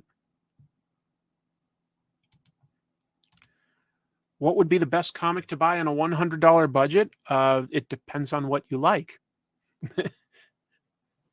But you can get a lot of books for $100, that's for sure. If I was doing 2-hour-long episodes, just to be clear, I'd only be able to do about one a month. I just don't know how I could do more than like 2 hours. Like, because of the amount of time it takes to edit a comic book video. You're not dealing with film clips where you can even get like 5 seconds at a time or something like that, or 10 seconds, 15 seconds to like fill up the video portion. You have to like scan or buy digital copies and download tons of images and then add little effects of like a little bit of motion, like transition effects. There's just the editing for a comic book analysis is so time consuming. There's no way I could do like more than like one like basically I do between 20 to 30 minutes for an episode each week at best. And that is already pushing myself. I'm really so yeah, that's just to be clear. I would love to do a really long form analysis of lots of things. I would. I don't know if YouTube would support me if I sort of went in that direction or not. I would be interested in certain things that I would like to analyze on a deeper level. Um, Somebody like Osamu Tezuka, or if I did a video about like I was talking about, I'd love to do a video about the history of the Spider-Man Turn Off the Dark musical. That could benefit from having a 2 hour sort of window, but I have to really condense my thoughts and get to like the main points that I think are the most important, so that I can actually complete the video and get it out so that I can like make enough money to make the next one. Let's see. With $100, you could buy 200 copies of Youngblood #1. Well, there you go. Lots of people saying what they'd get with $100. I'd buy Marvel's Crisis, Infinity Gauntlet, Kingdom Come, and Secret Wars trade paperbacks. All right. I'm having an okay Monday. I like talking to you guys. Let's see. What if somebody volunteered to help with editing? Here's the trickiest thing. Like, here's what's tricky. I would love to hire somebody to help me with editing, but it would almost take as long to tell them which images to download and when to put them in. I sincerely like. They could have the script, but you know, unless they've also read the issues, they don't necessarily know which pages and panels we're talking about when they're just looking at a written script. Somebody who would have to like be pretty knowledgeable about comics, know where to get those images. It would just and then I'd have to like I don't know. I just don't know if I could do it with comics. I could probably have them do it if I was analyzing video games or TV shows, movies, even books, but I just don't know. Let's see. A lot of people are saying that like yeah, YouTube likes long form stuff. Like 2 hour video gets more attention on channels with over 1 million subscribers. It does. People do like really in-depth analysis. Not everybody's going to stick with it, but like really long stuff. People know that like somebody's got something to say and that they're making a point. So yeah. Thank you for the super chat, Tobers. You should make a cheesy short video telling people why they should read comics. Comic books. It's like watching a book. It's like reading a movie. You just did it perfectly. You just did it perfectly. Anyway, we got sidetracked talking about like how to make a show like comic tropes, but let's move on with some heavy canceled a bunch of comics past week. Last week, we reported that heavy metal CEO Matthew Medney left the company. I say left the company because I still don't know if he was let go or if he stepped down. I can't tell. I can't tell. All I can tell is that the CEO stepped down. There's not a lot of announcements or clarity on why or what's going on. Bleeding Cool sort of reported a follow-up the like sort of helped guide into production. Heavy metal announced they've canceled. Entropy #1 by Christopher Priest. Starward. You can see that image here. Steve Orlando, Ivan Shavrin. I guess future volumes of that have been canceled. That was really well regarded. A book called Sun Eater, Volume 2 by Dylan Sprouse and Diego Yapur has been canceled. Also a book called Maiden by Michelle and Bart Sears. That's a lot. That's a lot. But you know what? It's not necessarily a bad thing. Sometimes there's just a regime change. We know that Whatnot fairly recently bought heavy metal. perhaps they just want to go in a different direction. But for now, all we know is that like heavy metal has canceled a bunch of stuff. Kind of weird. Steve, thank you for the super chat. Sorry I am late. You never have to be sorry. Came back from a date. Everyone, please give Chris a thumbs up or a like on this video. It's essentially a virtual high five. Hey, it is like a high five, but you know what else it's like? It's like you guys giving me a double salute when you hit like. And if you want to give me a double salute, quadruple salute, be sure to check out my Vampirella and sign up for that mailing list. Isn't Dylan Sprouse a child actor? I'm pretty sure it's a different Dylan Sprouse, but yeah. I don't. Hold on. I'm gonna look this up real fast.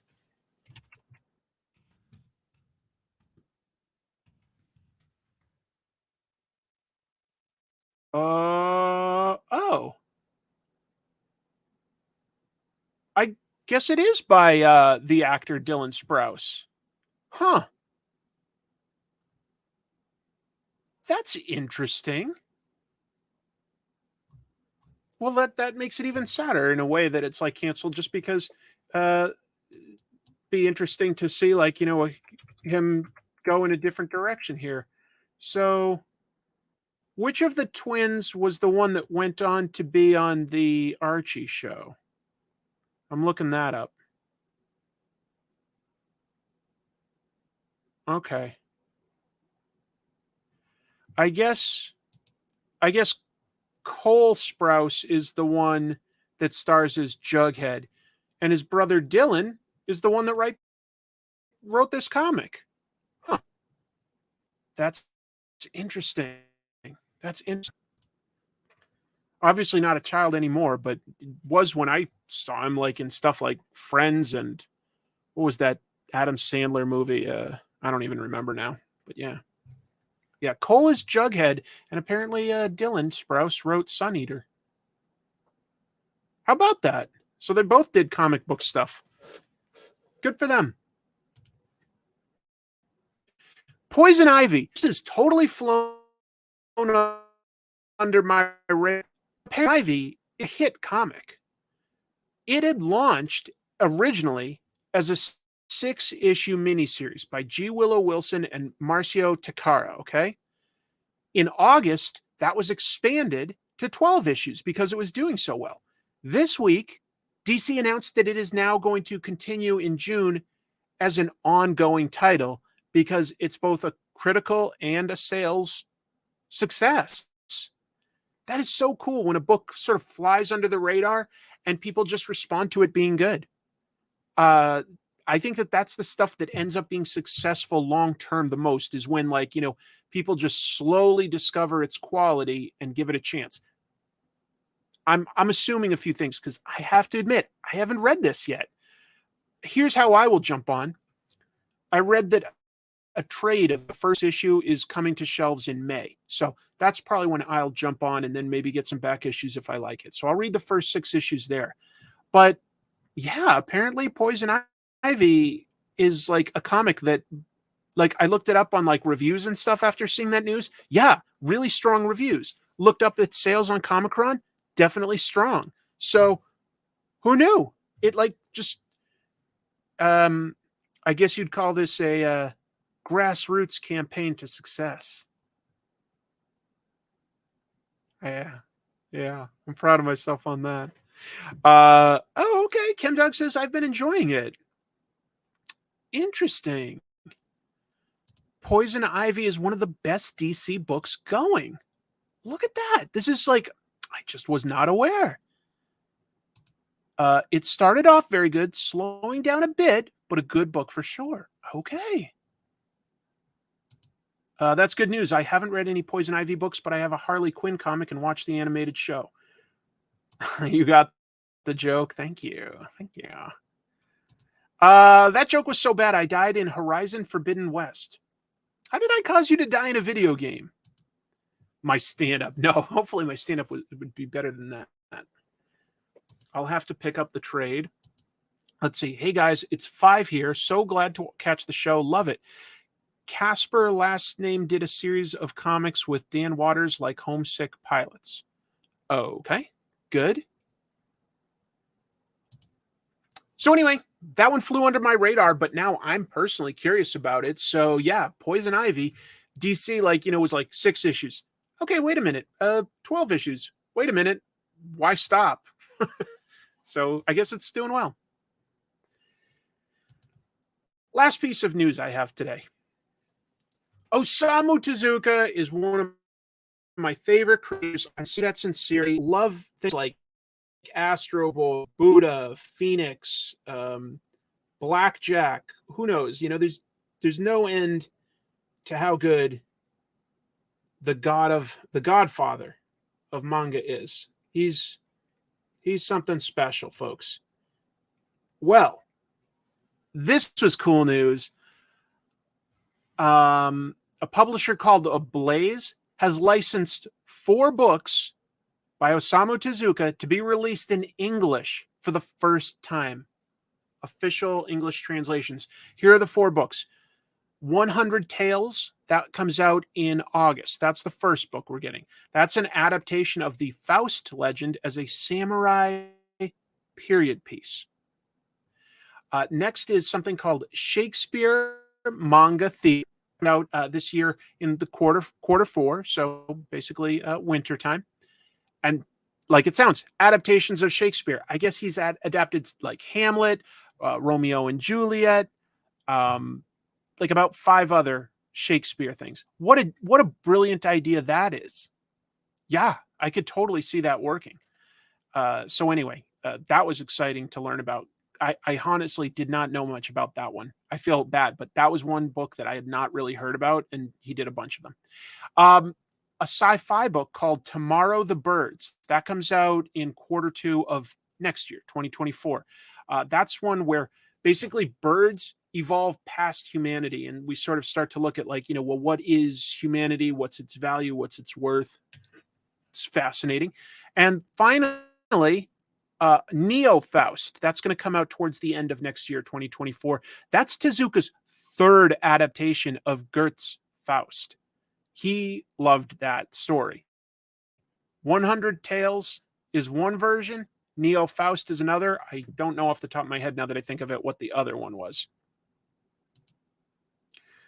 With aliens in the news. Oh yeah, right. Because there was like a UFO, and people are like, "Is it aliens?" And the government's like, "No, we promise it's not aliens." But this is a good question from Steve asking, what are the best alien invasion comics? Well, one would be DC's Invasion. That was a really cool comic book sort of crossover event. Art by Todd McFarlane, like basically one of the first things he ever did. It was decent. Yes, Tezuka does love Faust. I love the Tezuka Gekiga era. I feel I read almost everything from that. So here's some more for you, Human Falafel. That's pretty cool. If it's not aliens, it's a Chinese spy balloon. There's so much stuff up there. Let's see. Tezuka's Buddha is way near the top of my favorite manga ever. Good taste. I mean, there's a reason Tezuka was so influential and so successful. His stuff at first glance might look very simple, right? But Tezuka made beautiful stories. He really had a way of bringing you in and hooking your interest. There's a lot to like about it. And if you haven't read any, my recommendation for a starting point would be like Astro Boy. That's a pretty easy one to get a hold of, and you can get a sense of like, his story, but he worked in a lot of different genres. He really did. As you can hopefully see from some of this news. Some of it unfinished because unfortunately, he sort of passed away, not that old even, but yeah. You would love to see a long version of Comic Tropes someday. Oh, right. Yeah. Tezuka's Adolf. He wrote a biography about Adolf Hitler. Kind of interesting topic, you know, like a guy that's going from like Astro Boy to all of a sudden talking about something as serious as like a biography on like one of history's worst. It's interesting. Sigamig's talking about the same stuff EJ was about to read Astro Boy and get those big red boots. Massive love and respect to Osamu Tezuka. I wish he didn't work himself to death. Well, that's true. That's true. All right. Steve is going to give us some good alien stories. Resident Alien. I read a little of that. That is good. Invasion from 2000 AD. And Port of Earth. I don't know Port of Earth, I have to admit.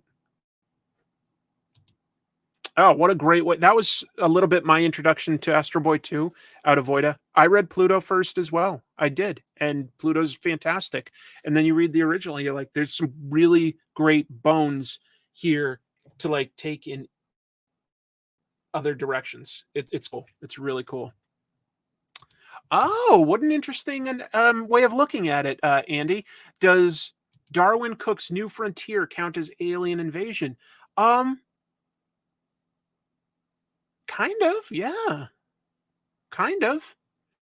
And you know what else? If we're going to use that, like the JLA arc by Grant Morrison and I think Howard Porter, where the white Martians pretended to be new superheroes because of their shape shifting and invaded. That was pretty good. That was pretty darn good. Mars Attacks versus Savage Dragon. You know what? I have to admit, I didn't read that one, and I love Savage Dragon, but I didn't read it. Tezuka's Metropolis movie was good? Sure.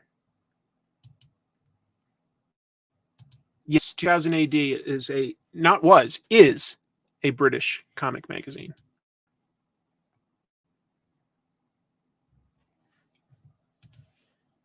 I haven't really been drawing a lot tonight, but let me see if I can at least try to finish drawing a little bit of like this sort of remark version of Red Sonja. Nothing super fancy here, just trying to... I have the hardest time like making chainmail nice. I don't know how artists do it.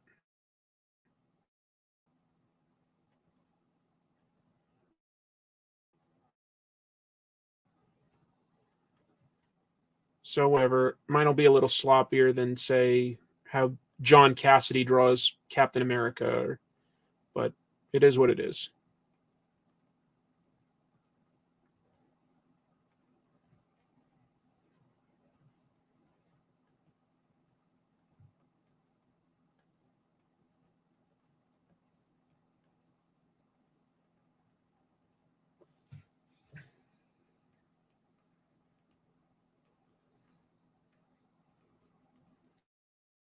We'll see what's going on in the chat, because that was all the news I had.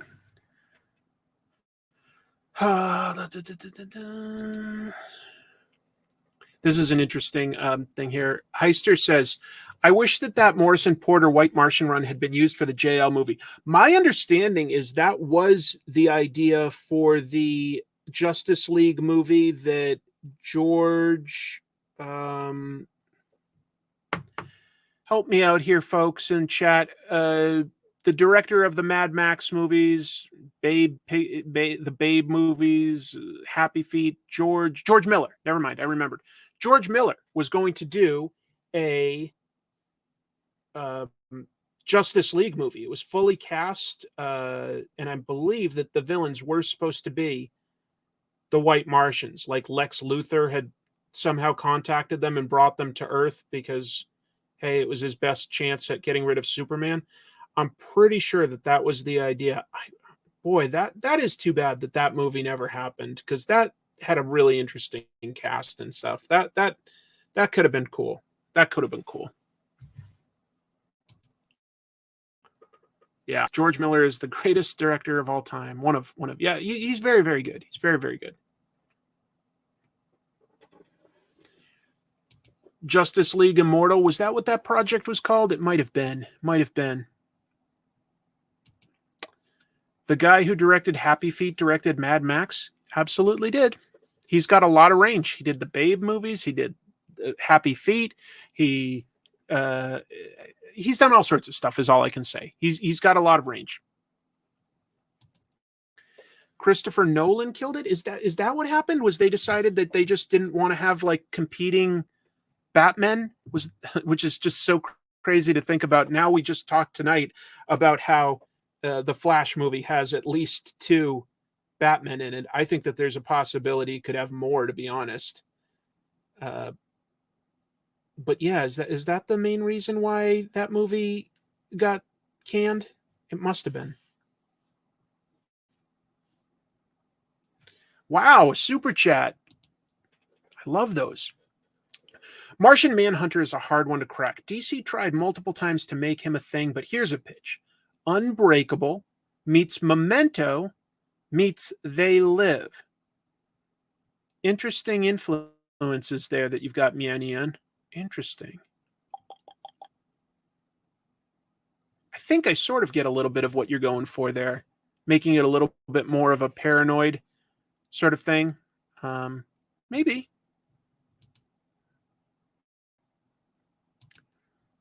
George Miller is also a surgeon. That's right. He did start as a doctor, didn't he? Before he sort of like found his way into making Mad Max and stuff like that. Yeah. He's good. He's very good. He's got a great eye for visuals, and he's really good at coordinating complex things.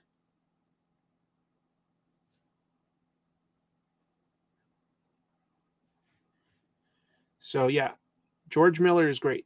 No question.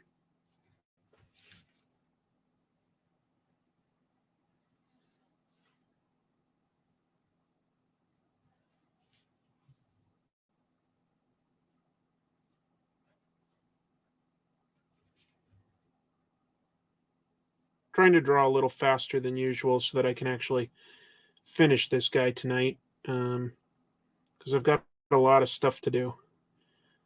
But Dynamite this to sort of help. I'll have a few versions where you can get my cover, where you can also get a remark, like a little sketch by me. So I have to show a little bit of what that would look like. So that's what I need to get done today. I have a DCU question.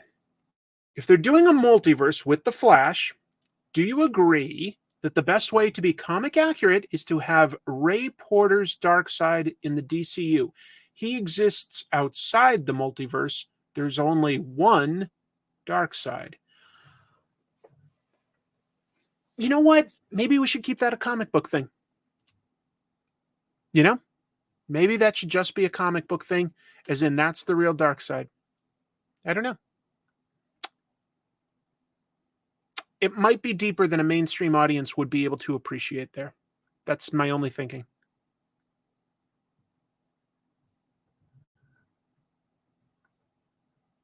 Interesting idea. Sorry, was thinking about it, Larry. Appreciate the super chat very much. Go. Yeah. Shogunzilla has a treat. George and Tezuka Osamu were doctors. Yeah, trained as doctors. It's pretty cool. Sorry to see people hating on Sasha Calle's Supergirl for not being blonde. I don't know why that matters in a sort of Elseworlds type of story, parallel universe. Meanwhile, Ezra Miller as the normally blonde Barry Allen is fine, apparently. Yeah, it's not important. If they reduced John's power, Martian Manhunter's power, a bit like the MCU did with Vision and Thor, it would work. Yeah, maybe. Let's see. Would someday comic books and movies share canon in a significant way? I mean, yeah, you could. Would there be a huge advantage there to the level of coordination it would take? I don't know. I don't know if there would be a huge advantage there. It's worth thinking about.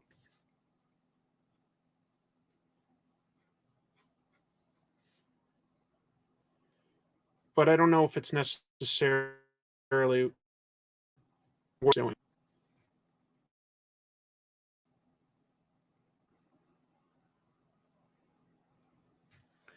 Another super chat. You guys are so nice today. Thank you so much for the support. That means a lot. Thank you for the super chat, Max Power. Did you ever watch the Hellboy game trailer? I've enjoyed the visuals. They've steadily been releasing since the announcement. I haven't seen that yet. No. Is it good? I want it to be good. I love Hellboy. Hellboy is one of my favorite comic book properties. That's for darn sure.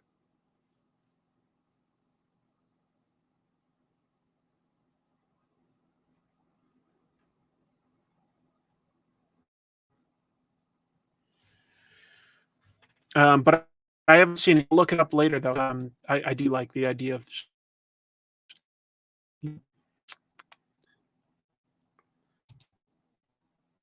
Let's see. I wish I could be excited for the Flash movie. I really, really do. Seeing Michael Keaton as Batman again, even if the CGI fights of him are hilarious to see, but Ezra Miller just kills it for me. Well, I'm sure you're not the only one. Comics, it looks beautiful. The Hellboy game. That's nice. That's nice to hear. Can't go wrong with Mike Mignola art. That's my opinion.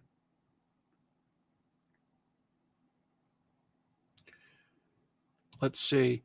She calls herself Kara, so I strongly believe it is Kara and something happened to baby Kal-El. Yeah, probably.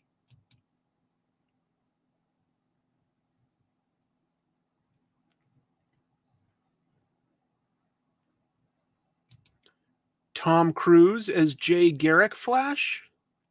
It's probably a little bit too rich for Warner Brothers blood.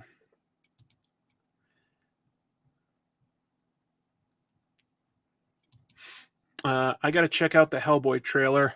I didn't know they were making a new game. Yeah, that's again something that sort of went under my radar. Even though I try to look up comic book news, there's sometimes things that I just totally miss. But I am grateful to you folks for pointing that stuff out to me. That's for sure.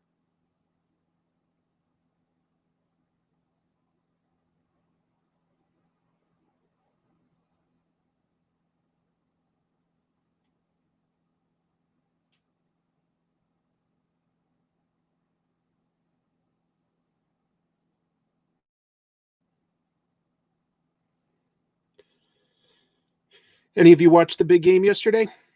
I was at work, but I got to see the whole second half because work got quiet, of course. So I liked it. I thought that it was a pretty good game. I had a good time.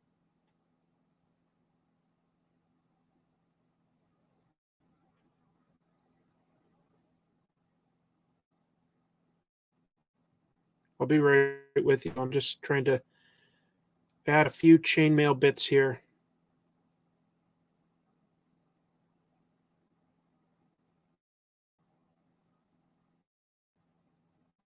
We'll see what's being asked. Who is Tom Cruise's less expensive counterpart? Um, hmm. I don't know. You know what? It's funny, but now you say that, and I don't think that there are movie stars being created today the same way that there were from like the 60s through the 90s. Um, there are still actors that are cast in, big budget things, but I sincerely don't think that. I think it's more about the project these days than it is about the actors. Uh, Specifically, like Chris Pratt is in Lost. I think as many people go to see Chris Pratt as go to see Guardians or Super Mario or Jurassic Park, the same way they did even like 15, 20 years ago to see, say, like the new Will Smith movie, the new Tom Cruise movie, the new Denzel Washington movie. I just don't think that they create like A-list stars the same way. I really think it's more about projects than it is about actors. And I'm not saying that there are bad actors or anything like that. I'm just saying I think the studio system has shifted a bit. They don't push the actors as like the A-list reason to put a butt in seat quite the same way as they used to. And that didn't used to be the way back in, like, when they were making movies in the 30s and 40s either, just to be clear. The movie star phenomenon started coming out, like, throughout the 60s, 70s, 80s, 90s. And I think that day has sort of passed on a little bit, but I don't know. Finale, Tom Cruise knockoff. That's Chemduck says. That's funny.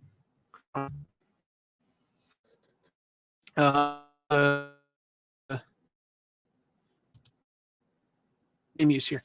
I heard you mention how much you enjoy Cory Walker's art. It's true, I do. But I'm wondering, what are your thoughts on Ryan Ottley? I would say I prefer Ryan's art on Invincible. Well, that's fair. I think that Ryan is tremendously talented, just to be clear. I think he's great. I like Ryan a lot. I think he's very, very talented and did a lot of great stuff on Invincible. It comes down a little bit more just to personal preferences. I love both of those guys. I just sort of, befriended Cory at a certain point in time when he was just before he really even made comics. And I just really admired what I was seeing from him in terms of like sketches and stuff like that. So, but what I admire about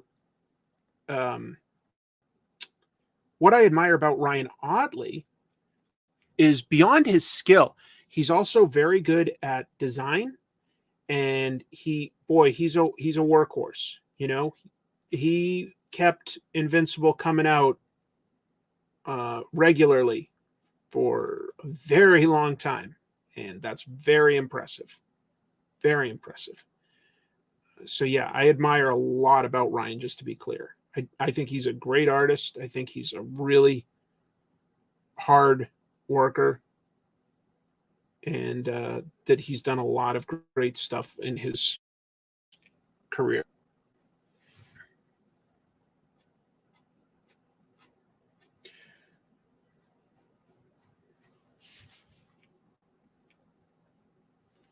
I think I'm just about done with what I'm going to do for this.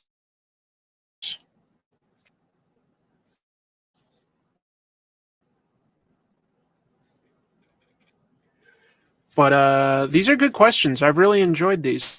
Thank you very much, everybody. This is so nice to be able to have a conversation after still doing, like, the news and everything. That's really fun.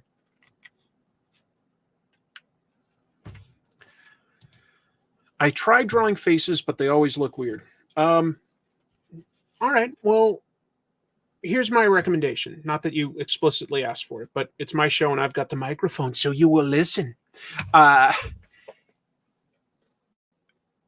Every once in a while, try to forget what you know and just draw what you see.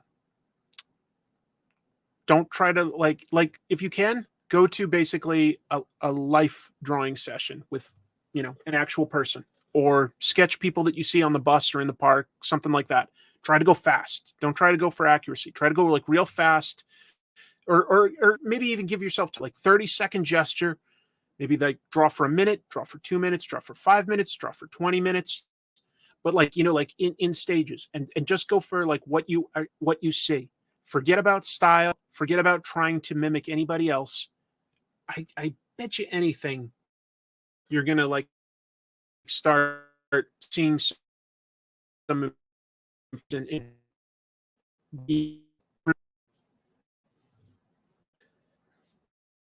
that's my too helpful. Hey, there we go. Thank you to John Dorsey saying that you signed up. Yeah, I should be doing that. What am I thinking?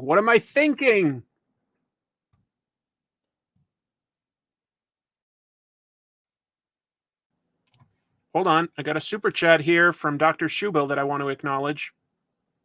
Just curious, what is your favorite Grendel crossover? I think my favorite is the one with the shadow. Even though I've read Grendel, I haven't read all the crossovers in detail. So I don't know, because he's done, like 2 with Batman. He did the Shadow, and I feel like that there's at least one other that I'm sort of forgetting right now off the top of my head. Let's see. What? The show is freezing too much? I'm sorry. I guess I don't really have a favorite Grendel crossover though. But that's a good question. That's a good question. I hope everyone in the chat is good. Happy Valentine's Day to you all, and Chris and Chrissy too. Thank you so much. Yes, I will not forget Chrissy tomorrow. Pretty excited. Yeah, wow. I've been with Chrissy for a long time. I just realized, but that's a good thing. I'm very lucky. I know that.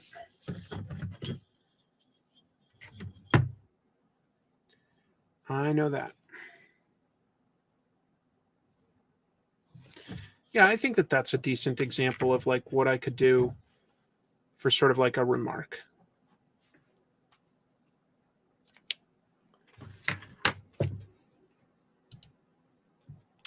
Inkfink says, I remember one time our art instructor told this new model to do superhero poses. The dude jumped up, grabbed a truss on the ceiling, and did a Spider-Man pose, but naked. I think you mean buck naked, but sure, butt naked.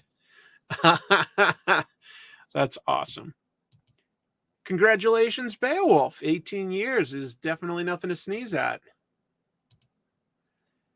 Hey, don't let Valentine's Day make you feel bad. It is definitely a company-made holiday. Don't feel an obligation that like everybody else is having fun. But if you do have a partner, be grateful for that too, because it is special. I'm very grateful. I've got somebody wonderful. He was very hairless. Okay. Okay.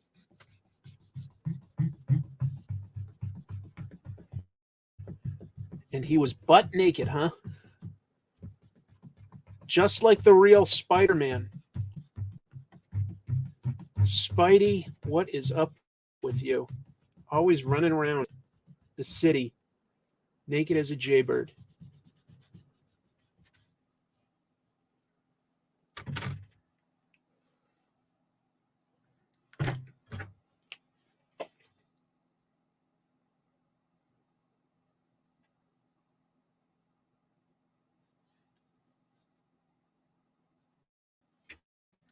Right. That's a decent red Sonja for the night. I think I'm going to call it a night. I talked about all the news that I had. I plugged everything. So here's what I'll do to leave you on this note. Again, I would really appreciate any help you could give by at least signing up for my upcoming cover to just be notified about it, and potentially consider spreading the word, because even though I can mention it on my social media, every social media channel will suppress that in terms of not letting tons and tons of people see it. I'll put this link in the description once this video is aired. So if you're catching this afterwards, I'll have that available. But if you would consider signing up and sharing that, I'm going to be pushing this hard for a while because I want to do well. It might be a little annoying. I get that, but I'm excited to be doing a project on a stage like this, to be doing a cover for Vampirella. I'm very proud of it. And so I really want to do as well as I can. So I am going to be mentioning it a fair amount. Get used to that. Hopefully you're okay with that. But I think I wouldn't be promoting it unless I felt good about it. And I do feel good about it. I think it's fun. I think it's funny. I think it says something. And if it does well, maybe it'll take me in a direction where I can do a little bit more for like comic book analysis and some comic book art and writing. We'll see. So thank you very much for joining me. I'm going to call it a night. Until I see you next week, I want you to keep this in mind. Reading comics. They're my favorite of me. You can do almost anything with. They're incredible. Take care, folks. 1 salute, 2 salutes, double salute. That's right, just for you. You're the best. I love you. Take care of each other. Peace and love.